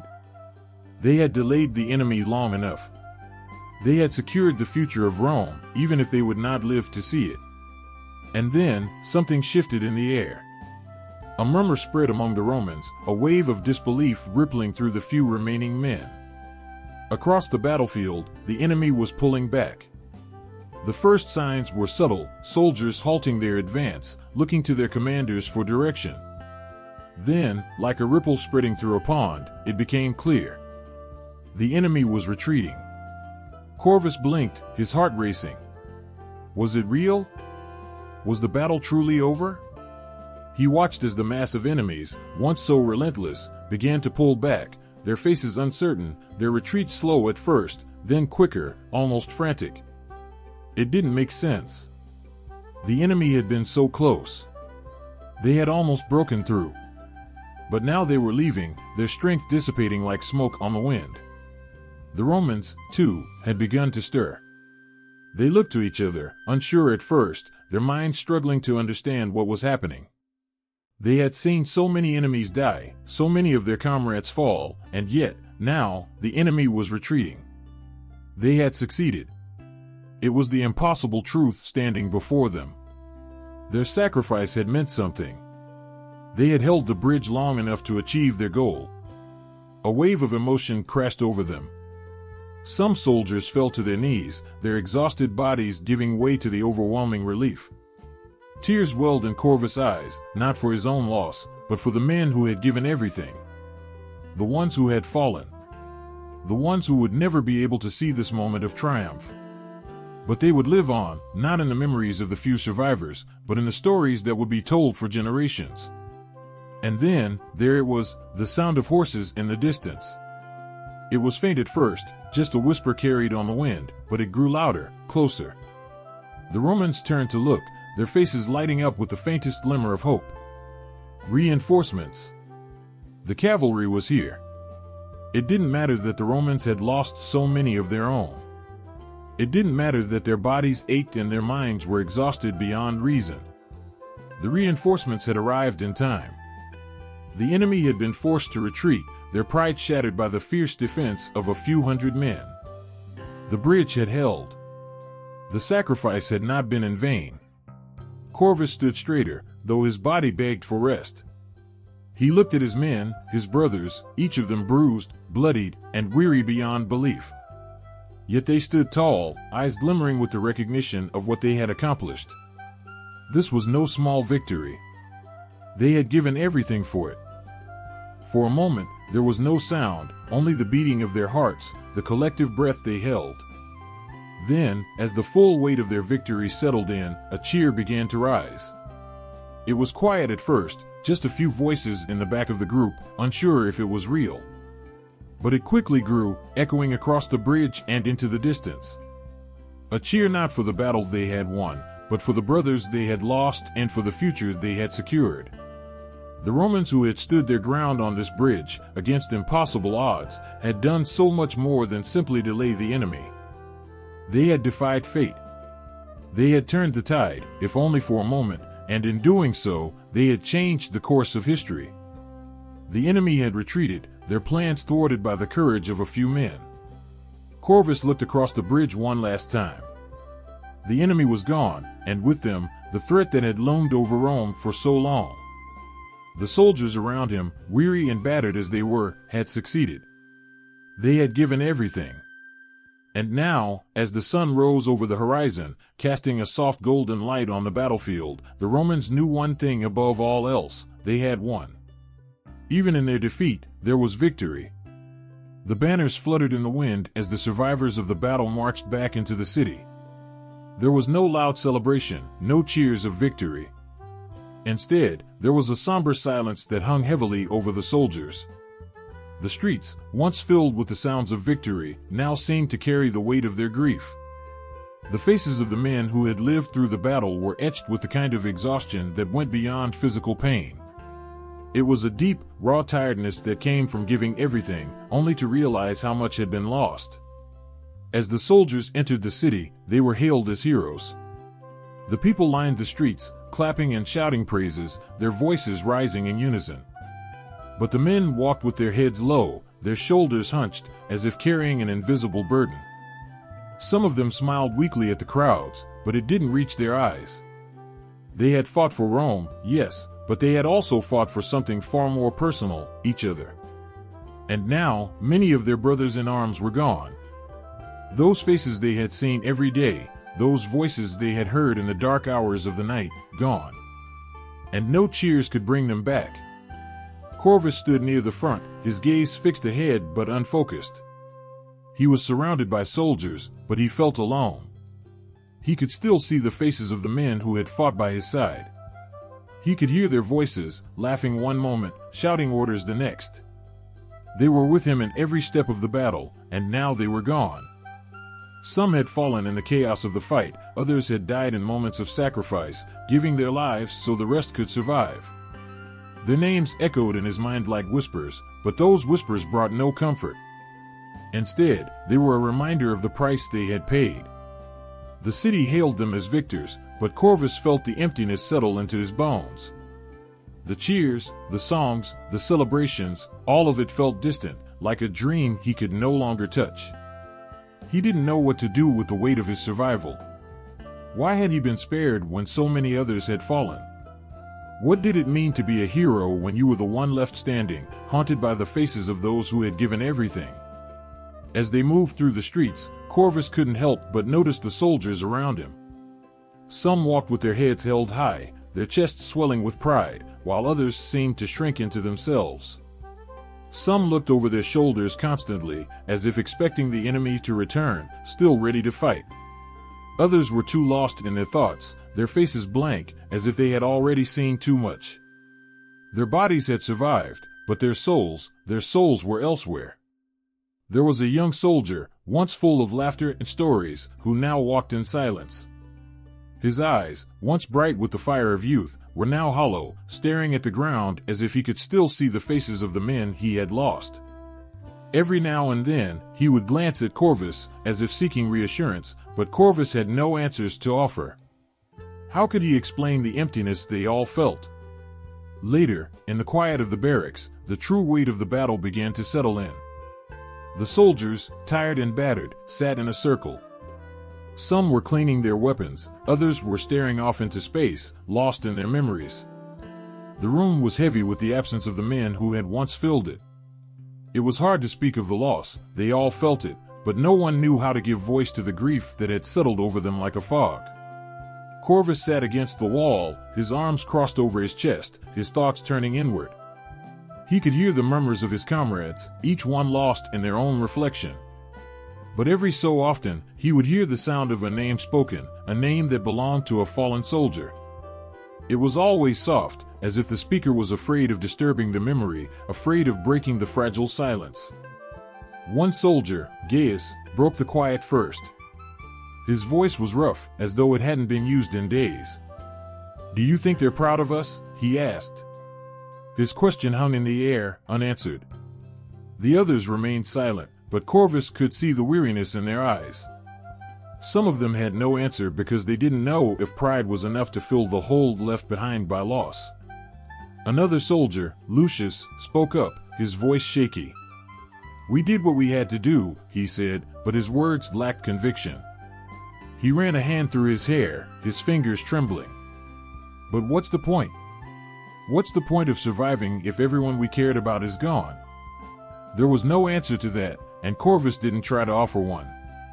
He had no words of comfort. He only had the same weight pressing down on him, the same doubt that gnawed at his mind. They had won, yes. They had given their lives for Rome, but what had they really gained? What did survival mean if it was only a reminder of the lives lost? That night, Corvus lay awake, staring at the ceiling, the sound of his comrade's soft breathing filling the room. But sleep would not come. He could still hear the screams, the clash of swords, the bodies falling. He could still see the faces of the men who had died, each one haunting him in his mind. He closed his eyes, but it didn't help. The memories, the loss, the sacrifices, they were with him, woven into the fabric of his soul. In the days that followed, they were given medals, rewards for their bravery. The city honored them, showering them with praise and recognition. But none of it could erase the emptiness that had settled in their hearts. It was as if the moment they had fought for, the victory they had earned, was no longer enough. There was no joy in it, only the lingering ache of loss. For some, the trauma of the battle would never fade. They would carry it with them always, a shadow that followed them through every step of their lives. Others, like Corvus, would try to bury it, to move forward, to honor the sacrifice of their fallen brothers by continuing the fight. But none of them would ever forget the cost. It would live within them, in their bones, in their hearts, as a reminder of what they had endured. The city celebrated, yes. The battle had been won. But for the survivors, the true cost of that victory could never be measured in cheers. It was measured in the quiet grief of those who had lived through the hell, and the memories of those they had lost, and in the deep, unspoken bond that connected them all. They were heroes, yes. But they were also broken, and that truth would stay with them forever. The streets of Rome buzzed with excitement as word spread like wildfire. The people gathered in the town squares, their voices rising in a wave of awe, disbelief, and pride. They spoke of the 300, the warriors who had stood against the tide, holding the bridge with nothing but their bodies and their will. The news, carried by those who had survived, transformed with each retelling. What had started as a tale of desperate survival was now a story of heroism that transcended mere mortal understanding. It was no longer just about a fight. It was about legends. In every corner of Rome, from the grandest halls to the humblest homes, the story of the 300 was told and retold. Poets, scribes, and bards alike began to weave the facts into a tapestry of myth. The details, though true in their essence, were stretched and shaped, each new verse adding a layer of grandeur. Songs echoed through the marketplaces, sung by travelers who had never seen the battlefield, yet somehow captured the raw emotion of those who had. These songs weren't just about victory, they were about the spirit of Rome itself. And the 300 were its embodiment. Each soldier's name, once merely known by his comrades, was now spoken with reverence. Their deeds were no longer simple acts of bravery, but heroic feats that would be sung for generations. Corvus was no longer just a commander who had fought to protect his people. He was a symbol of unyielding courage. His face, once weathered by fatigue, now appeared in the poems as a godlike figure, a leader who stood tall against impossible odds, his sword raised against the dark. His eyes, filled with the fire of sacrifice, were now immortalized in marble sculptures placed in temples dedicated to the gods. But it wasn't just Corvus who became a legend. The men who had fought alongside him, those who had died and those who had lived, were elevated as well.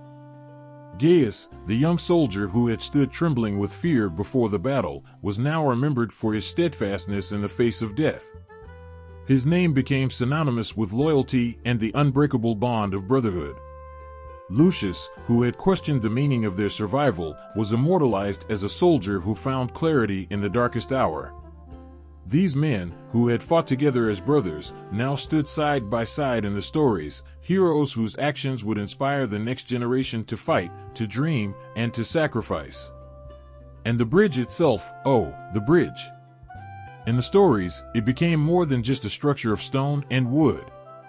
It was a symbol of resistance, of hope, and of Rome's indomitable will. Poets wrote of it as if it were alive, its beams and supports bending, but never breaking. The battle that had been fought there became the backdrop of a mythic struggle, where the gods themselves watched from the heavens, their hands in the balance, waiting to see if the will of the Romans could withstand the weight of the enemy's fury.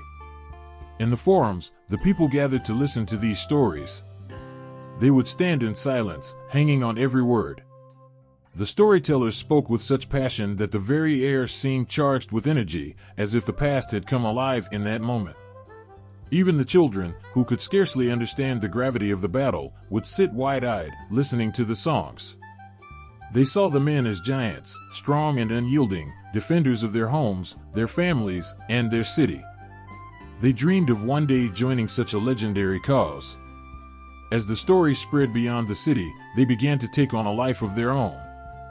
They crossed into other lands, passed from one kingdom to the next, carried by traders, soldiers, and travelers. The tale of the 300 Romans soon found its way into the hearts of other nations, becoming more than a local legend. It was a story of defiance, of the impossible made possible, of men who were not gods, but became gods through their actions. The battle was no longer just about a bridge or a strategic hold, it was about something much greater. It was about the fight for something worth dying for. Even the gods were said to have taken notice. The temple priests began to tell stories of how Mars, the god of war, had blessed the 300, watching over them as they fought.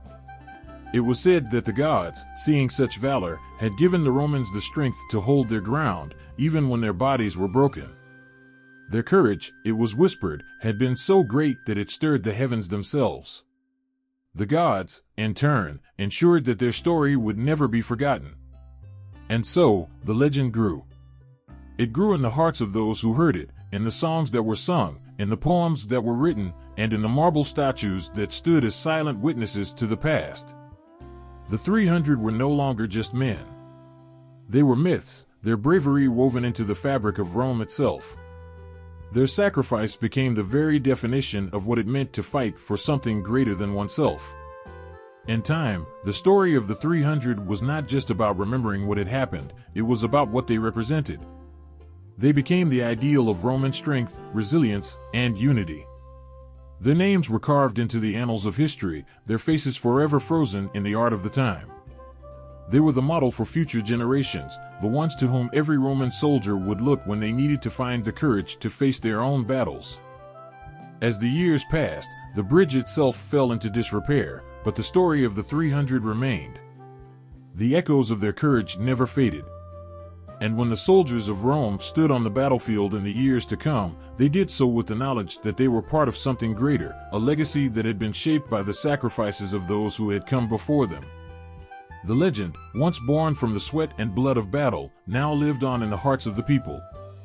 It was passed from father to son, from mother to daughter. It lived in the songs sung by the firelight, in the stories told before the rise of the sun. The 300 were no longer just warriors.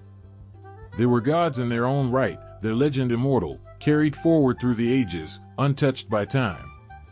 They had lived, fought, and died as one, and now their legacy was as eternal as the city they had fought to protect. The sun had long set, and the stars were now scattered across the sky, twinkling above the quiet homes of Rome. But for those who had lost someone in the battle, the night was a heavy blanket of grief, its weight pressing down on their hearts with the memory of sacrifice. In the villages and streets, families sat in silence, their homes dim and still, as if even the walls could feel the void left behind. The sounds of the world outside, the busy chatter, the laughter, the rhythm of life, seemed distant and muted. The reality of the battle had not only changed the city but had shattered homes, leaving behind an emptiness no one knew how to fill. Mothers, whose sons had marched off to war with proud smiles, now sat in their homes, staring at the empty places where their children used to sit. In the quiet of the evening, they could almost hear the sound of their laughter, their youthful chatter about dreams of future glory. But that was before the bridge, before the bloodshed, before the moments that had stolen them away. There were no comforting words to ease the ache of a mother who had lost her son. Her heart, still beating, felt as though it had been torn out of her chest. The price of glory had come with a cost she could never have prepared for. Fathers, who had once held their sons' hands with promises of returning, were now left with nothing but memories. The night would fall, and they would sit alone, the weight of the days that followed pressing heavily on their shoulders. Their sons had gone to fight for Rome, to protect their people, and in the end, they had paid the price for that honor. The sight of an empty chair at the dinner table, where once laughter and stories had flowed, became a constant reminder of what was lost. Fathers carried the silence of their homes like a shadow they couldn't shake. They had raised their sons to be brave, to be strong, to answer the call of duty. But now, with their sons gone, what was left for them? How could a father carry on when the very heart of his future had been taken? Yet, it was not just the families of the fallen who bore the weight of the battle's price. The lone survivors, those few who had managed to walk away from the bridge, also carried a burden far too heavy for any man to bear. The memories of their comrades, of the sacrifices made, haunted them every waking moment. The faces of their brothers, once filled with hope, now flashed before their eyes in the quiet hours. The sounds of clashing steel, the cries of men fighting for their lives, reverberated in their minds like an endless drumbeat. For the survivors, the battle didn't end when they left the bridge. It lingered, clinging to their every step, their every breath. The triumphs, the victories they had earned with blood and sweat, felt distant now. How could they ever celebrate when so many of their brothers were gone? Their hearts were heavy, burdened with the knowledge that the cost of their survival had come at the expense of their comrades. Every cheer they received, every accolade they earned, felt like an insult to the memory of those who had given everything. They returned to their homes, but nothing was the same. The streets that had once been full of laughter and joy seemed empty now, as though the city itself was mourning. Even the faces of their loved ones, though they welcomed them back, seemed to carry a quiet sadness, as if they, too, understood the true cost of victory. The survivors tried to speak, tried to explain, but the words never felt enough. How could they explain the weight of what they had seen? How could they explain the faces of their fallen comrades, the way their lives had flickered and then vanished, all in the name of duty? As they stood in the marketplace, or sat in the warmth of their homes, they could not shake the memories. They could not forget the men who had stood beside them, men who had laughed, fought, and bled alongside them. These men were not just soldiers. They were brothers. And now, they were gone. The survivors couldn't help but ask themselves, why me? Why was I spared? But even amidst their grief, there was a sense of honor that clung to them. They knew that their comrades had not died in vain. They had held the bridge. They had stopped the enemy, and their sacrifice had given Rome the chance to rise again. The bridge might have been lost, but the spirit of the 300, their courage, their unity, their unwavering determination, would never fade. It would live on, in the hearts of every Roman who stood tall and proud in the face of adversity. And for the survivors, it was their duty to carry that spirit, to make sure the memory of their brothers lived on, even as the years passed. And then there were the families of the fallen who would never forget. They could not change the past, but they could hold on to the memory of the men who had died with honor. Mothers, fathers, sisters, and brothers would keep their loved ones alive in the stories they told, in the sacrifices they made, and in the ways they lived their own lives with the same bravery and courage their fallen family members had shown on the battlefield. They would honor them by carrying on their legacies, by living lives worthy of the sacrifices made. The price of glory was high, far higher than anyone had anticipated. For those who died, for those who survived, and for those who had to pick up the pieces of their shattered lives, the battle had left a mark that could never be erased. But amid the pain, there was also a fierce, unbreakable pride. Because in the end, even in the face of unimaginable loss, the soldiers of Rome had done what they had set out to do. They had defended their people, their home, and their honor. And that, no matter the cost, was worth more than words could say. The bridge stood silent against the endless march of time, its stones weathered by the years, but its significance as sharp and clear as the day it had been fought for. The once bloodied ground beneath it had now turned to grass, but the echoes of that day, the cries of warriors, the clash of steel, the breathless moments of survival, still hung in the air, faint but ever present. The Romans who walked across it today, some unaware of its history, others walking with their heads bowed in respect, were united by the same unspoken understanding. This bridge was not just a passage between two lands, it was a gateway to something far greater. For the generations that came after, the story of the 300 Romans had become legend. They spoke of it in hushed tones, in poems and songs, their voices trembling with pride and awe as they recounted the bravery of those men who had stood against an enemy far stronger and more numerous. It was a story passed down from father to son, from soldier to soldier, growing with each retelling, becoming more than just a battle. It became a symbol of everything Rome stood for: strength, honor, and the courage to face certain death for the good of something bigger than oneself. The bridge, now a symbol of that very sacrifice, still saw travelers crossing it, but to them, it was no longer just a structure of stone and mortar. It was a monument to the men who had fought and died there, whose blood had seeped into the earth, whose final breaths had been taken in the name of Rome's future. Every stone, every arch, seemed to carry their spirit. Even the breeze that swept through its spans felt as though it whispered their names, names that had become immortal in the eyes of the city. Each year, as the anniversary of the battle approached, a procession would wind its way to the bridge. It wasn't a grand affair, but a humble march of soldiers, families, and the old who remembered. Some came to mourn, others to celebrate, but all came with one purpose: to honor the 300. They would stop at the edge of the bridge, close their eyes, and for a moment, the air would seem to grow still. The silence that fell over them was not one of sadness, but of reverence. It was as though the very land around them held its breath, remembering the sacrifices made. In the heart of Rome, statues began to rise, each one carved in the likeness of a soldier, hands gripping shields, eyes staring forward as if still watching for the enemy. Each was placed near the bridge, not as monuments of war, but as eternal symbols of courage. Over time, the city grew, but so too did the legend of those who had held the line. The soldiers who came after, standing tall in their armor, did so with the understanding that they were not merely protectors of the city, they were heirs to the spirit of the 300. The story of the battle was taught in every school. Young Roman children would sit with wide eyes, hearing of the bloodshed, the bravery, the sacrifices that had led to the victory. The names of those who had fallen, who had stood side by side in the face of overwhelming odds, were etched into their minds. They learned that courage wasn't the absence of fear, but the willingness to face it head-on. It wasn't about being the strongest or the fastest, but about standing firm when the world seemed to be falling apart around you. And, most importantly, it was about fighting for something bigger than yourself. When soldiers marched off to war, they did so with the stories of the 300 in their hearts. It was said that when the moment came to face the enemy, the memory of the bridge, the courage of those who had fought there, would rise up in their chests. The fear of battle would fade into something else, something deeper, something more powerful. And in those moments, when the clash of weapons seemed unbearable and the odds seemed too great, they would remember the 300 and know that, no matter what, they could never surrender.